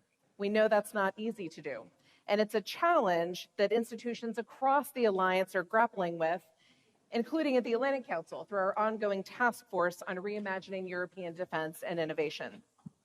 So in recognition of these shared challenges, and with an eye toward bold and innovative solution, it's really a privilege to moderate this panel, and I'm delighted to be joined here on stage by an esteemed group of military leaders. We have Uwe Horstmann, the founder and chief executive officer of Stark. Uwe has been a leading voice for investment in European sovereignty for the last 15 years. Jay Pittman, the president of Lockheed Martin International. Jay is responsible for driving strategies to provide mission capability to allies and oversees the company's business and markets outside of the United States. And Dr. Charles Woodburn, the Group Chief Executive Officer at BAE Systems. He's an experienced business leader with more than 28 years of experience in defense and aerospace and oil and gas industries. So we have tight time and about 3 days worth of content to get into, so I'm going to jump right in here. There's been a lot of discussion about industrial ramp up, and we know that contracts are the obvious lever, but they're not the only one. And so as we look beyond contracting, what government or industry initiatives do you think have actually moved the needle on scaling up defense production? So what's working and what's missing? Uwe, let's start with you. Of course, yeah. Thank you. I think that's exactly the right question, right? Because that is probably also what gets us from an abundance of money available, as the Secretary General just said. There's more to come. How do we translate that into actual capabilities? Because just price increases is probably not the right way. And I think we would always be well advised to look towards Ukraine and figure out what is the role model that we should look up to. And for me, that is really building an innovation ecosystem, getting that innovation ecosystem going. It's much more that than just this one single capability that we maybe hope for is going to solve all of our issues. So diving deeper into that, I think that's also where I look to when trying to answer your question. Two things. A, I think we need to continue on the path to design for mass production. When we have people come to our facilities, we had production experts there the other day, and they said like, wow, this looks like a washing machine factory.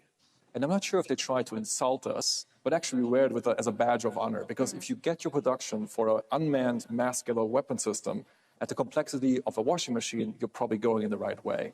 So I think we should continue with our procurement to not forget, but really strengthen that part of the industry.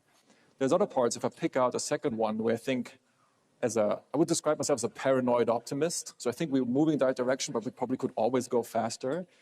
I think specifically in my part, in my component of the capabilities, again, unmanned, mass producible, software defined, we can still work a lot on certification. Certification itself, of course, is a massively important step for us. What do I mean by that? Concretely, I think we need more testing facilities, certification facilities in Europe. We can probably condense the procurement with the testing and the certification even further. And we probably should also look more into how certification in one country can also be absorbed by another country. So those are a few things where I would say we're following the blueprint of Ukraine, which is not one single wonder weapon, but the ecosystem organization is the wonder weapon, of course, combined with industrial production output. And if I think we follow that path, generally, that's the right way to go.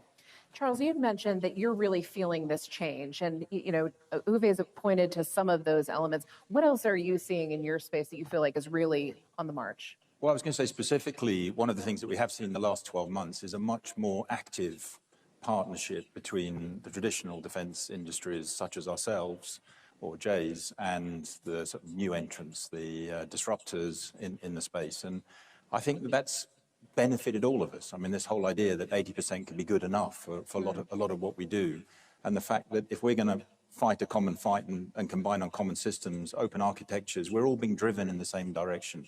So I see in the last 12 months, I think quite a significant shift towards partnership between new entrants in defence and ourselves. And I think that's a really good thing going forward. I think to your point, great progress on partnerships generally. I mean, we have some good examples across Europe. I think often people criticize Europe as being quite fragmented, but we should also highlight where we do have really good partnership programs. You've got Eurofighter or RCV-90, for example, or Type 26 sail into Norway, where we're combining capabilities. I think as SecGen spoke earlier, the importance of a consolidated demand signal is incredibly important. But I think NATO have got a lot better at giving industry what they have. And I think finally, as a global player, and Jay would be in the same position, where we see countries within the alliance or indeed outside the alliance doing sort of best-in-class procurements, and I'll hand over to Jay to talk about the missile procurements, the ramp-ups in the US, they look genuinely best-in-class, the way those contracts are being structured. It's important that we explain that to our other global customers, because where we see good, it's important that everybody learns from that. And sometimes as a global defense company, that's a role that we can fulfill. So Jay, I want to give you a chance to respond to that. And you're obviously representing an American company based overseas, looking at the global market. What has your experience been like of this shift in the last 18 months? Yeah, first, obviously, we would like to be considered a global company, but understood fully. But no, Charles, thanks for the tee up. I think we've had lots of good discussion about this. We heard some of it this morning. When you have a better forecast of aggregated demand, you look at it in a multi-year situation, industry can show up differently. There's creative things we can do in terms of capital and financing and requirements to be able to drive through the supply base. As many know, the Department of War's acquisition transformation strategy and some of the things that have gone on within the United States has really done a generational shift in how we get at what they call framework agreements. I'm proud from Lockheed Martin. We were kind of the first to the party in terms of being able to go sign and document out one of those framework agreements, now multiple framework agreements. And what it's doing is we're not talking just normal stair-step increases in things like munitions. In some cases, we're quadrupling production lines. And it's not just borne on the expense of the US government and trying to facilitate us. It allows industry, it allows supply chain to go off and invest differently, think differently of how we show up. So from a Lockheed Martin perspective, it's allowed us over a few-year period to invest about $9 billion in terms of capital and infrastructure and site expansion, additional sites, et cetera. But as Charles was saying just a moment ago, I hope that lends as a message that if we can do what the Secretary General was saying earlier, where we can have consistent requirements, consolidated quantities of needs and aggregated demand, we can do this all holistically across the world stage. There's no reason we can't do that across NATO. So you really see that as key to unlocking the scale that we're talking about? I do, because I think today, unfortunately, we end up having multiple channels of effort that sometimes occur. We might have efforts in the United States, we might have efforts across Europe, we might have efforts across NATO, we have efforts beyond, obviously, those countries and regions on the world stage. If we can have more aggregation of that and work with companies such as all of us on the panel, and make sure that we're attacking the requirement space in a way that we can show up with a solution versus a prescribed in a box, then sometimes we can come up with some very, very creative solutions. And in this case, this is how we're getting at quadrupling demand. So I want to come back to you, Uwe, on capital shifts that you're seeing and these shifting requirements question. But first, Charles, I want to come back to you. What's missing from this? We've seen kind of a call for consolidated requirements, things that help you do more faster. What else is on that list? Well, it's not like one thing, it's just pace generally. And I think as the Secretary General said, translating it from a hum to a roar, it's the acceleration of many of the initiatives. I'm not sitting here thinking there's something key missing. We just need it more pace. I mean, in industry, we're investing at record levels, CapEx, self-funded R&D. Industry will happily do that when we see and there's a clear business case ahead of us. So the more we can do to consolidate that and build the business case, the quicker we can move. And for a company such as ours, we have no shortage of capital to deploy, and we're ready to do that when we see the business case, as we have been doing. So I think pace, it's not that pace is missing, but we can always do with more pace. So that shared commitment for velocity. Indeed. I want to come back to you on capital. We hear a lot about this need to deepen an innovation ecosystem across Europe in particular. Lack of capital is sometimes cited. What shifts have you seen afoot? Is that really still the question worth asking? I think so. I mean, it's been a super interesting journey over the past, I want to say, 5 to 10 years. And it is also a big part of my biography. And trust me, that's not a part that I chose to be kind of like really deep in the trenches of capital allocation into the defense industry in Europe. Specifically when it comes, of course, to call it my part of the industry, which is the systems are more inexpensive, they're faster to develop, and they're designed for scaling and producing. There you can basically, with the right information, I don't need any R&D money. I can pre-fund that innovation entirely. And in that space, I think we definitely see a lot of change. We see, when we talk about capital, the human capital really stepping up, which is an interesting aspect, I think, in all of this. Like a young generation deciding, yeah, this is a generational challenge for us. We want to play a part in this. And that's a very important part. But of course, there's the actual capital to how that will get financed. I would say Europe has been slower than it should have in terms of really embracing investments into the defense industry, always under the right regulatory framework, with the right ethical boundaries and so on and so forth. That's a non-negotiable. It has been slow to embrace that. Not so much slow in recognizing the problem, but just slow in enacting the changes necessary. Because for me, 2 years, and that's maybe 2 to 3 years, is a bit of a description for a time frame where it really started to happen and now it's really in full swing. That's a long time. And, I'll be the first to proudly state this. American investors, of course, have stepped up in that time as well, which we are thankful for. And that only led to the situation that now a company like ours is possible, where we'll, in that 2 years that we are around, take the next 2 years, into that, we'll probably spend $1 billion on research and development and production expansion. And that is money that was not there really before. So we see a different part of the economy kind of stepping up going into. And we have developed, I think, from early stage venture funding to growth stage investors to now really tapping into the very large pools of capital. So now we have investors who have 50 billion, 100 billion available. So you see it is an interesting investment theme. And that is good that way because, of course, we need to bring it all together. The technological innovation, the procurement processes, which, of course, for us, also a big unlock to attracting capital. The human capital. I think sometimes we underestimate how important it is, what power we have as industry. If you can make it clear to the people out there that it is okay to work in defense, it is okay if you're an engineering talent to think about how to defend your home country in the alliance. And, of course, the actual capital, which is also needed. And which also, to a certain degree, at least in my part of the whole stack of military systems, can replace taxpayers' money, but can really replace also the R&D funding. So Jay, I want to turn to you. You're at a different part of this spectrum within the space. You're a larger, established company, one of these major primes that we're often talking about. This push for velocity, this push for rapid fulfillment, of really delivering quickly. How have you experienced those shifts, and how are you approaching some of that need to be able to respond to those requirements and reduce that time to decision? Yeah, I first start by saying, I hope everybody still thinks of Lockheed Martin as an incredibly innovative and forward-leaning company. We have things like our Skunk Works organization in Palmdale that have, for generations, established some of the cream of the crop of advanced technologies and capabilities. So the way that I look at it is, this is a great opportunity, just like this panel, for all of us to work collaboratively across the industry. There's requirements that we're all attacking that we need to get at faster than ever before. So how do we leverage the best expertise of all of us on the world stage across NATO to be able to get at these problems? So from our side, I think it continues to be more opportunities to partner, more opportunities to collaborate together.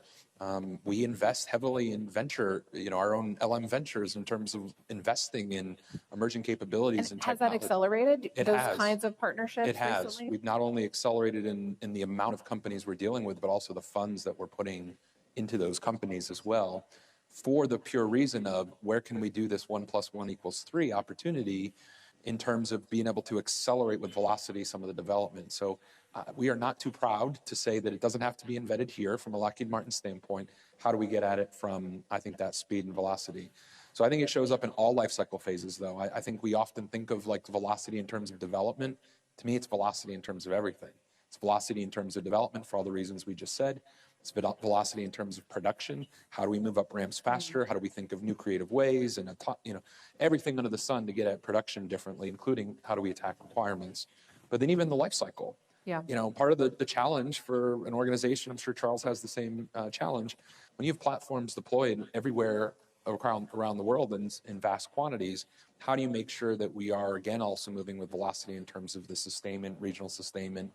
How do we use artificial intelligence to get at the pure mastery of data that we have quite a substantial amount of in the type of work that we do? So we're attacking it on all fronts. So Charles, I do want to come to you on this point of velocity and how you reshape a business to think about executing on different timetables. I'd love to hear about your experience leading BAE through a moment like this, and also how has Russia's war in Ukraine shaped some of your thinking and the examples of their bravery?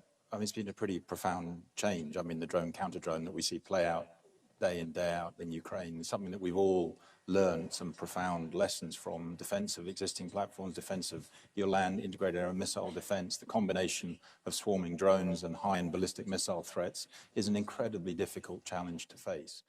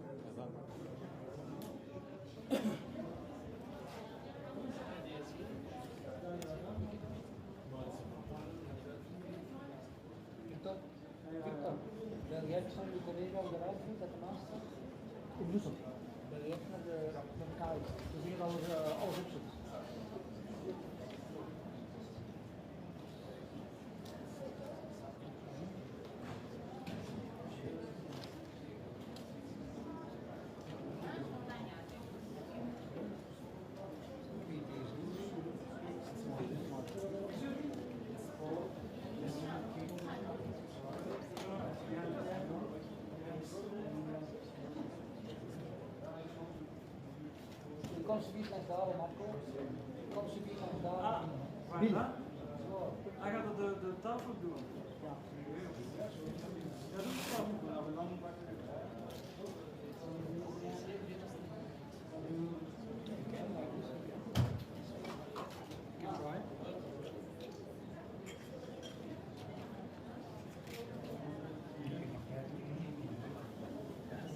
Ja, dat is in de zaal, hè? Van de Leyen moet nog leuteren. Ah, oké.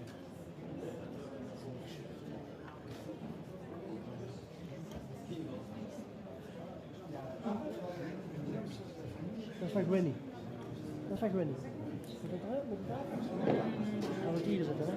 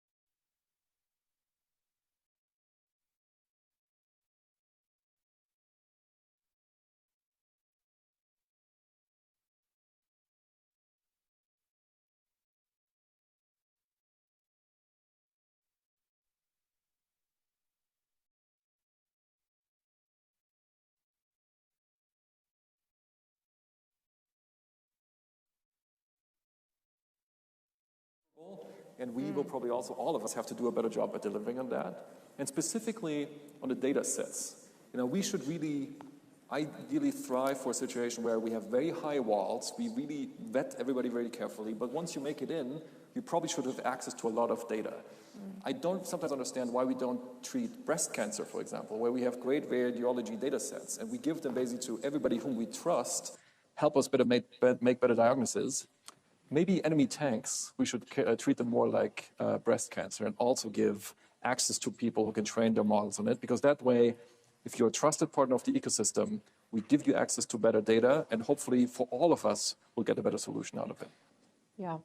So we've covered a lot of ground. We've talked about the changing investment climate in Europe. It feels like you're doing more, working together, new partnerships. We've also seen some demand signals, I think, for the decision makers in the room, a real desire maybe for forcing some decisions on interoperability, making some of that a requirement, longer tail orders, more predictability in the space, ability to scale that production. Anything else? What are we missing? What are the buzzwords that everybody in this room and online needs to be thinking about throughout this industry forum?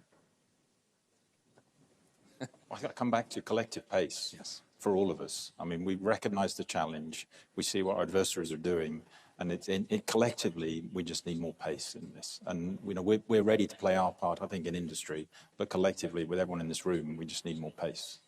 I would pile on Charles's word by saying again, collectively though, how do we make sure across the entire NATO supply base, do we make sure we're operating with strength and full access for the entire supply base? So this is not just spend more, but spend well, spend smart, do it fast, and build together. Yes. Thank you. That's all the time we have.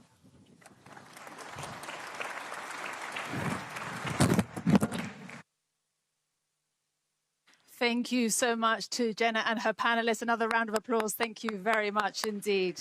Thank you. Ladies and gentlemen, now to moderate a very important conversation on the capability challenge, a NATO-EU conversation. I'm very pleased to welcome Ambassador Tajan İldem, who is the chairman of the Center for Economics and Foreign Policy Studies, EDAM, which is an Istanbul-based independent think tank. Ambassador, welcome to you. Lovely to have you with us. Thank you. And I'm also very pleased to welcome, ladies and gentlemen, please join me in welcoming the President of the European Commission to the stage, Ursula von der Leyen. Welcome. And a very warm welcome back to the stage, the NATO Secretary General, Mark Rutte.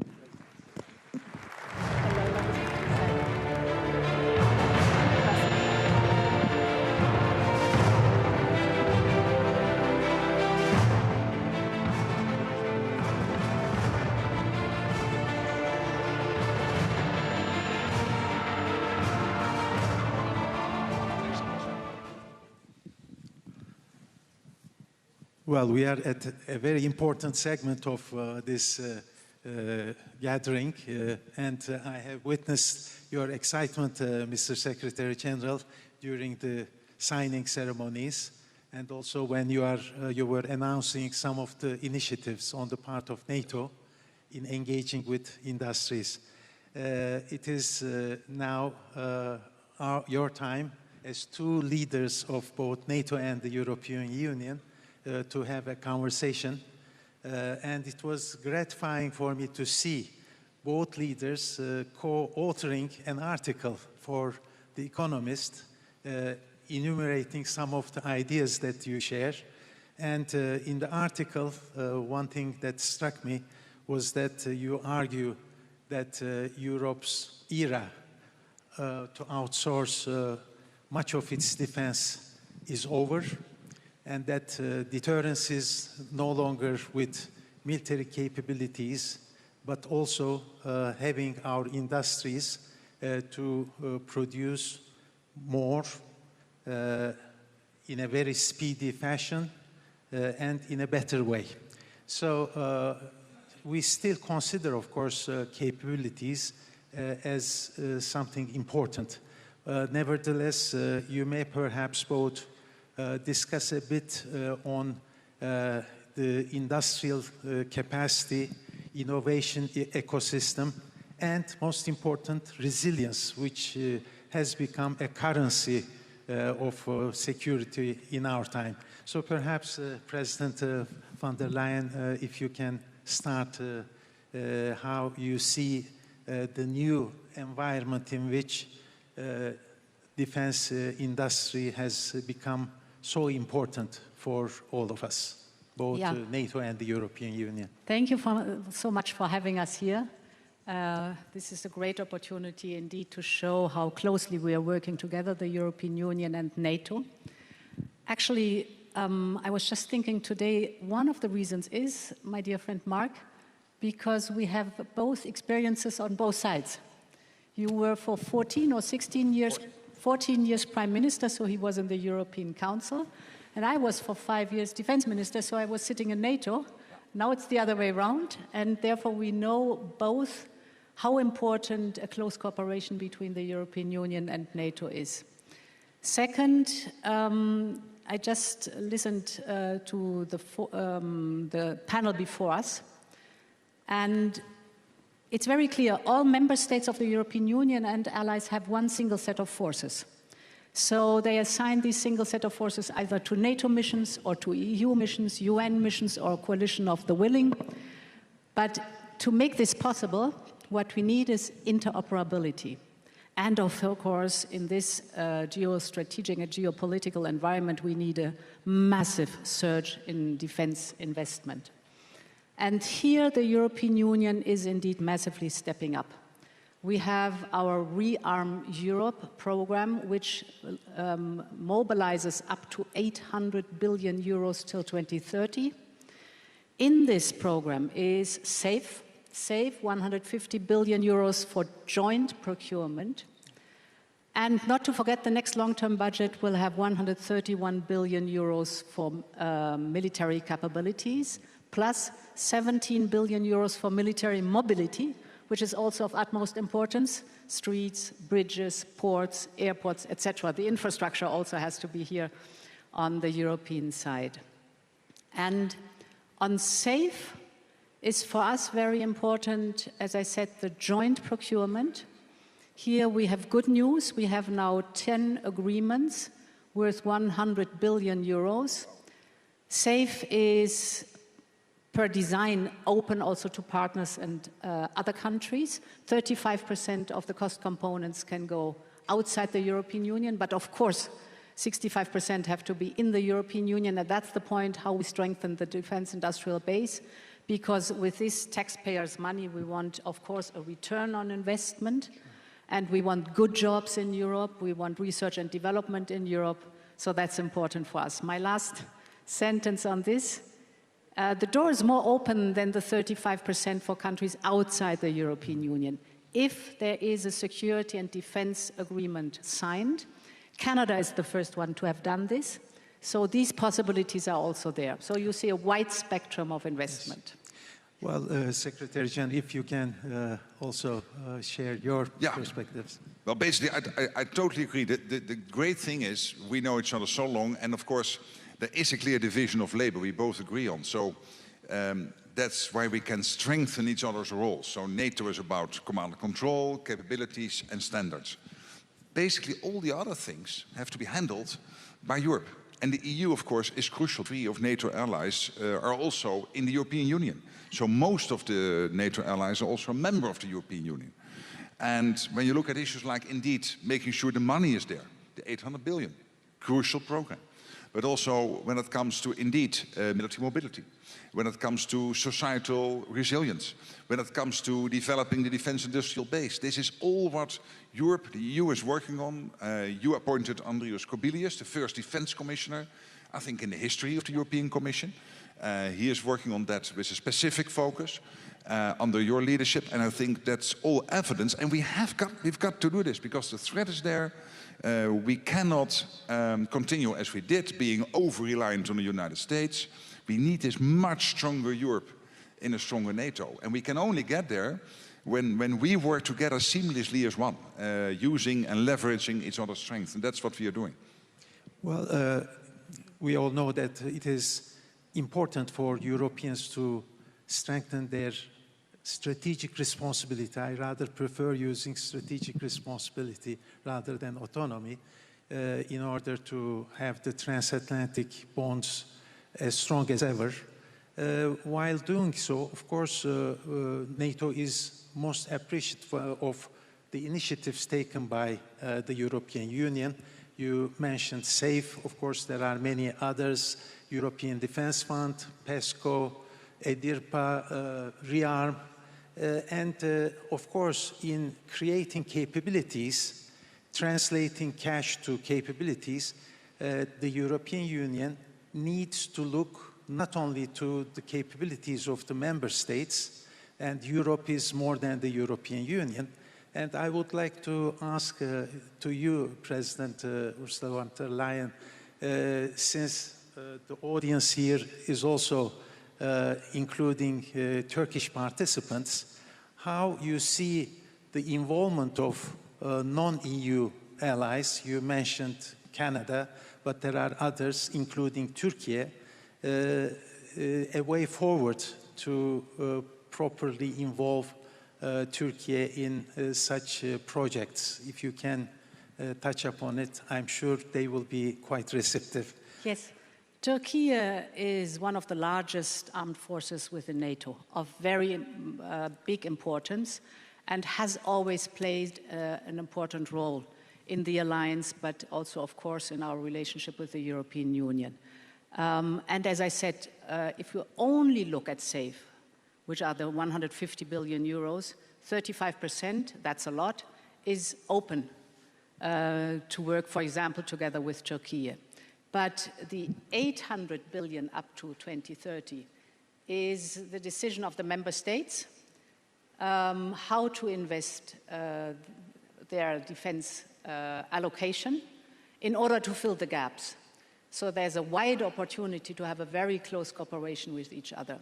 For us, it's very important to be totally aligned with the NATO targets because, as I said, the one single set of forces, we know where the gaps are, and we have to work very closely together. So, for example, the NDPP, the NATO defense planning process, is for us very important so that we fill the gaps in a cost-efficient manner. But I want to add another point. We also want to work very closely with Ukraine. The panel before us described the phenomenal innovative power that Ukraine has. And this we have to use because we have to step up in our defense capabilities fast, at a reasonable cost, and smart. And Ukraine has proven all this in the last years under the pressure of the war. This is the reason why the European Union, for the first time, opened an innovation office in Kyiv to have the direct contact with the Kyiv industrial base. Secondly, we are encouraging our companies to go into joint venture with Ukrainian companies. And thirdly, we as a European Union are working on a longer-term partnership in order to look how to boost our cutting-edge technology base in our defense industrial base in the European Union together with Ukraine. We can learn a lot from Ukraine, and we have to learn a lot because they are not only highly innovative, but also battlefield experienced. So this whole picture shows how much we are stepping up here together with NATO because we share the same interests and we share the same values and we know what's up. Secretary General, you in your remarks told that the priority for Ankara summit would be also to have a proper follow-up of the Hague summit meeting with the decisions taken there. Of course, when European allies elevate their contributions in burden sharing, it should not translate itself to decoupling. Transatlantic bond to maintain it is of vital importance. But talking about the defense industrial capacity, there are few earlier initiatives like Diana Innovation Fund, but you also today touched upon some new ones. what would be the priorities for NATO in years ahead to focus and deliver, and what industrial community could expect and what you expect from them? Basically, the priority is for our defense industrial base in Europe, in Canada, in the US to produce more. We are making progress. It's really getting much better. You see in Europe, more production lines, more factories being opened. I mentioned in my short speech the ammunition, which is really, when it comes to the output, it's a huge increase in production. But we need this across the defense industrial base, again, in Europe, Canada, and in the US. Because Russia has the whole of its economy now on a war footing. So the car industry in Russia is producing for the war effort. And that means that we've got to do this also in Europe, Canada, and the US. And what we are seeing at the moment is a transformation which is unparalleled since the end of the Cold War, where Europe is taking so much more responsibility for the conventional defense of NATO, of this part of NATO territory, with still a strong US presence, also going forward, both nuclear and conventional.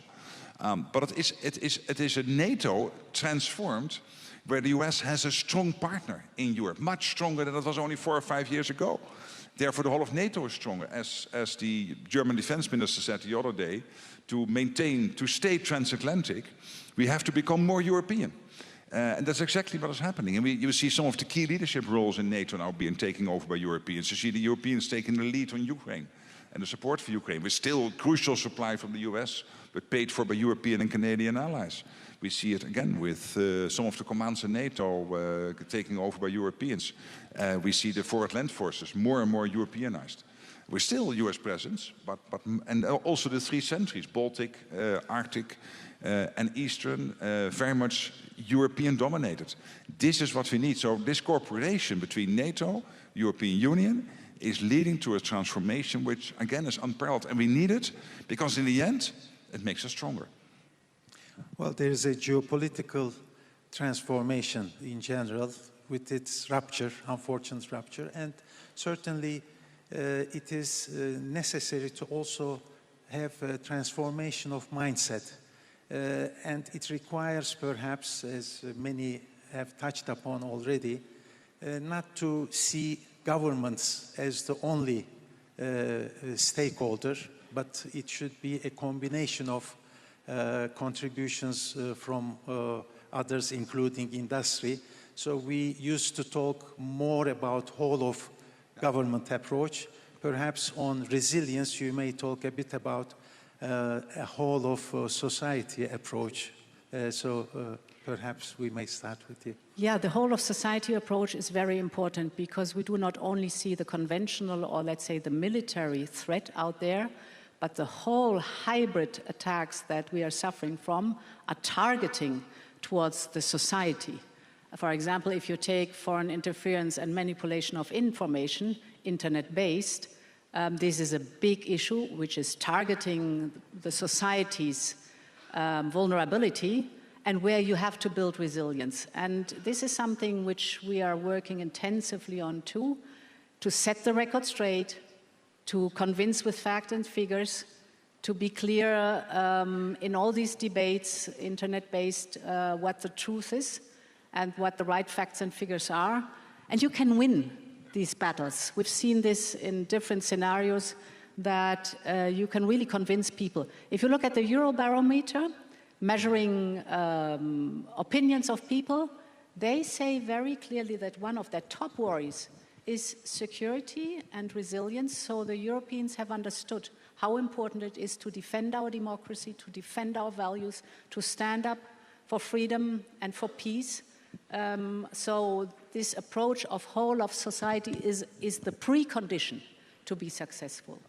Secretary I completely agree. And let me just give one example, Turkey, how you have organized your defense industry with the Turkish Defense Industry Secretariat directly reporting into the president. You have about 3,000 defense industrial companies working closely together, small, medium-sized, the bigger ones, basically exporting all over NATO territory and, of course, producing for Turkey itself and also exporting outside NATO. I think that's a model which is very interesting. And I know that some other allies are studying it to see whether they could implement it in their country. So it's just one example of a whole society approach when it comes to defense industry. And more generally, it is indeed, as Ursula is saying, it is the realization Europeans have that the first task of government is to keep our country safe. The second task is to have a strong economy. And you need both to deter the Russians. We need strong economies, healthy finances, connected to strong economies, but first of all, we have to defend ourselves. It's the first task of every government. And the threat is there. Russia working with North Korea, Iran and China. Let's not be naive. So this forum, in fact, is a showcase of this interaction, strong interaction between governments and industry. I see the clock. It seems that we have come to the end of this important conversation. And once again, thank you for sharing your views. And it's always a pleasure to see both of you. Thank you.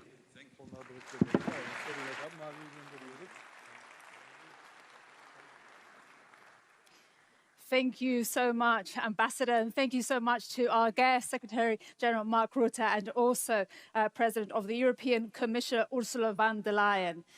Thank you so much. Ladies and gentlemen, please, we have another very important guest here today with us. Please join me in giving a very warm welcome to the stage the President of Ukraine, Volodymyr Zelensky. Welcome, President Zelensky.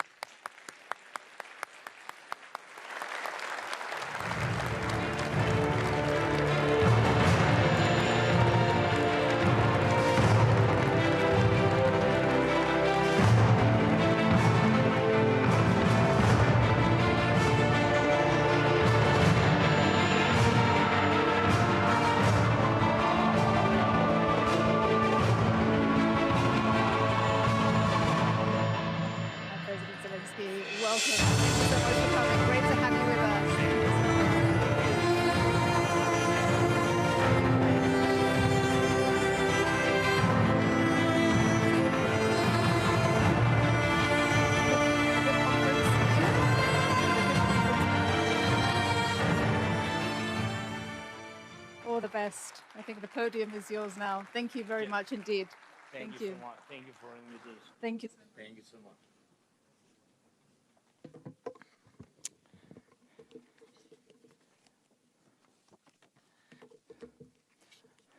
Hi. Dear friends, Mark, dear Ursula, Alex, Rob, I don't see everybody, sorry. Dear friends, so thank you for your attention to us. Thank you for your attention to Ukraine, to Ukrainian defense companies, and to our defense capabilities, which have truly become among the strongest in Europe and have been proven in modern war. And what do we mean by modern war today? War has changed fundamentally. These are revolutionary changes in the very nature of warfare. Changes as serious as those during the First World War, when machine guns began to decide the outcome of battles, or with the development of modern tank warfare, which had such a profound impact on Europe during the Second World War, or with the invention of missiles. Today, drones and the very technology of fighting at a distance represent a revolutionary change in the technology of war. So in Ukraine, as we defend our positions on the front line and do so in a fully justified war of self-defense, we are now eliminating around 30,000 Russian soldiers every month. Just imagine that scale. In June alone, nearly 28,000 Russian soldiers were eliminated, and we have video confirmation for every single one of them. The overwhelming majority were struck by drones. And frankly, we take no pride in this. We are saying it to show what modern war looks like, a war we did not start, but one we are forced to fight in order to defend our country, our people, our children.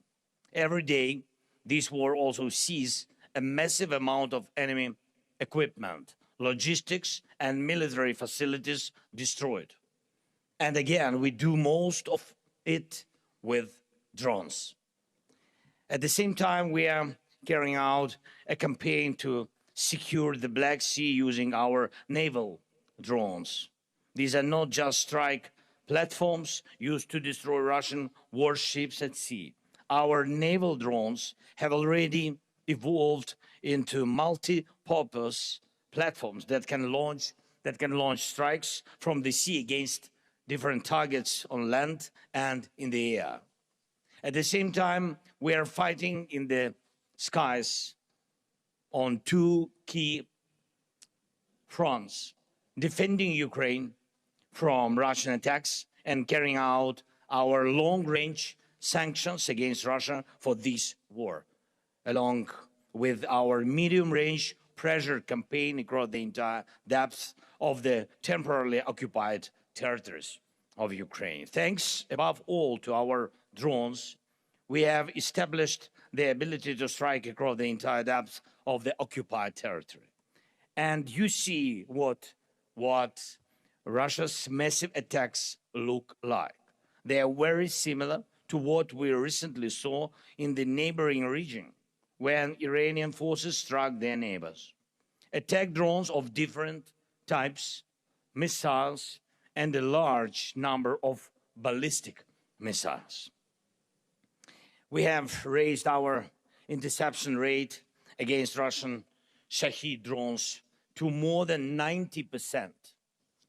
That means thousands of Russian attack drones shut down every week, and with all due respect, no other country had the capability to defend against attack drones at this scale. The reality of this war forced us to build it.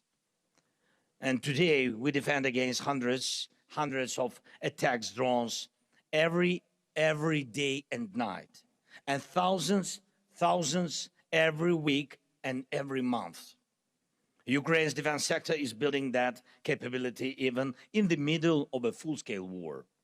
And we also maintain a high interception rate against cruise missiles, thanks to the way we have built our air defense. And thanks, of course, thanks to the support of all of our partners who continue to provide Ukraine with defense assistance. Thank you so much. And I have a question for you. Do you really believe it?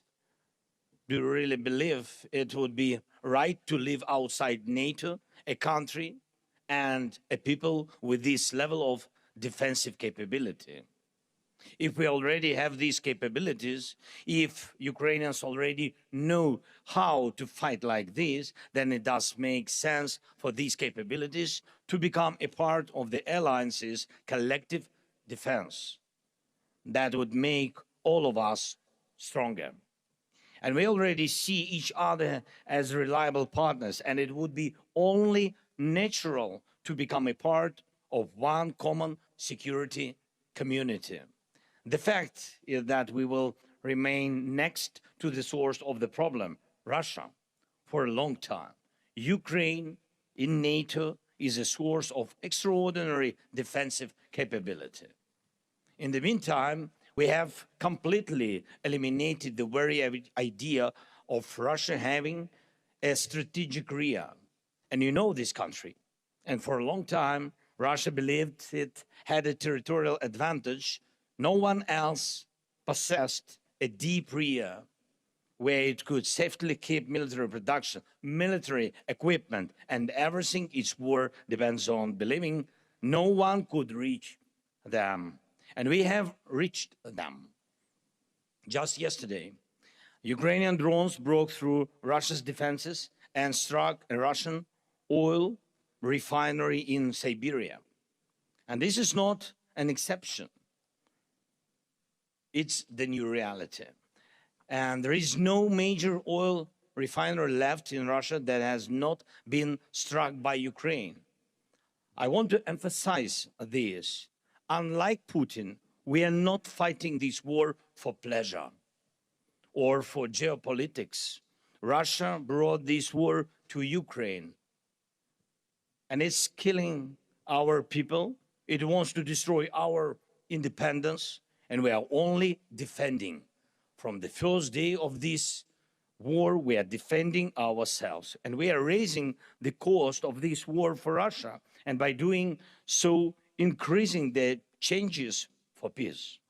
We are able to do these things thanks to the hundreds of thousands of Ukrainians working in our very important defense sector, and the hundreds of companies producing every type of modern weapon Ukraine needs.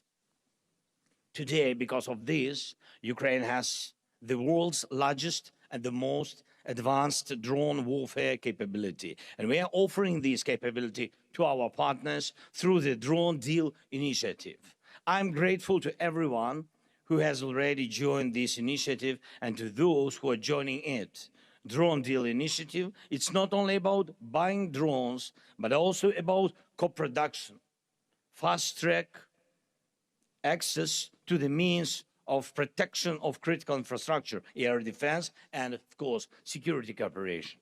And I also want to thank every leader, every country, and every company cooperating with Ukraine in the defense sector. The European Union, Türkiye, NATO countries, as well as countries such as Azerbaijan and the Gulf states and other friends are already our strong partners. And I hope our cooperation will provide our nations with reliable protection against threats. The one thing we still need to do here in Europe is build a strong defense against Russia's ballistic missiles. This is a big challenge, it's true. This is Russia's last major advantage. And as well, and as we have seen from the wars in the Middle East and the Gulf, this is an issue of global importance. And I believe Europe urgently needs its own capability to produce anti-ballistic systems and the missiles they require. We all value the Patriot system. It's an excellent system, and there are others as well, but today's wars have shown that current Patriot production is not enough to meet the growing demand for protection against ballistic missiles. That is a fact. And we must respond to that fact. Those who defend life need more Patriots. We have also discussed Patriot production licenses with our American partners, and I ask you to support our efforts to make this happen. And one final point. As I said, Europe needs its own effective anti-ballistic systems and missiles. And this work is already underway. And I urge all of you and all our partners to give it the attention it deserves. And this cannot wait until 2030 or beyond. Europe needs affordable, mass-produced anti-ballistic systems as soon as possible. In fact, today. And I'm sure you agree with me, this is not about maximizing profits for governments or for industry, and it's about providing the strongest possible protection, first of all, protections for hundreds of millions of Europeans. And that protection is needed today, not years from now. We work on developing the anti-ballistic coalition, and I hope it will deliver real, strong results. While this war continues, please help us get more air defense missiles. This is our top priority right now. We are capable of doing everything else ourselves. But when it comes to air defense, we need our partners' determination. Please, let more determination and more decisions for air defense be one of the key outcomes of this NATO summit in Ankara. And I encourage all of you and all our NATO partners to work closely with us, with Ukraine, to develop modern defense capabilities and protection against every type of drone threat. Thank you. Thanks to everyone who is helping us, helping protect lives. And I cannot finish without my appreciation of the position of the leaders of the countries who have clearly stated Ukraine belongs in NATO because NATO with Ukraine is the alliance for the future. The alliance of today must be up to the challenges of the modern world. With Ukraine, with the strength of our defense industry, and most importantly, the resilience and experience of our people. And I'm proud of our people, and I'm proud of Ukraine. Thanks, friends, again for invitation. Slava Ukraini!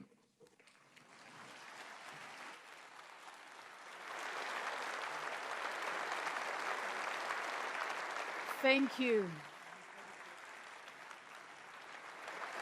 Ladies and gentlemen, a very big round of applause for the President of Ukraine, Volodymyr Zelensky. Thank you very much indeed, President Zelensky, for your powerful speech and speaking to us here in Ankara today.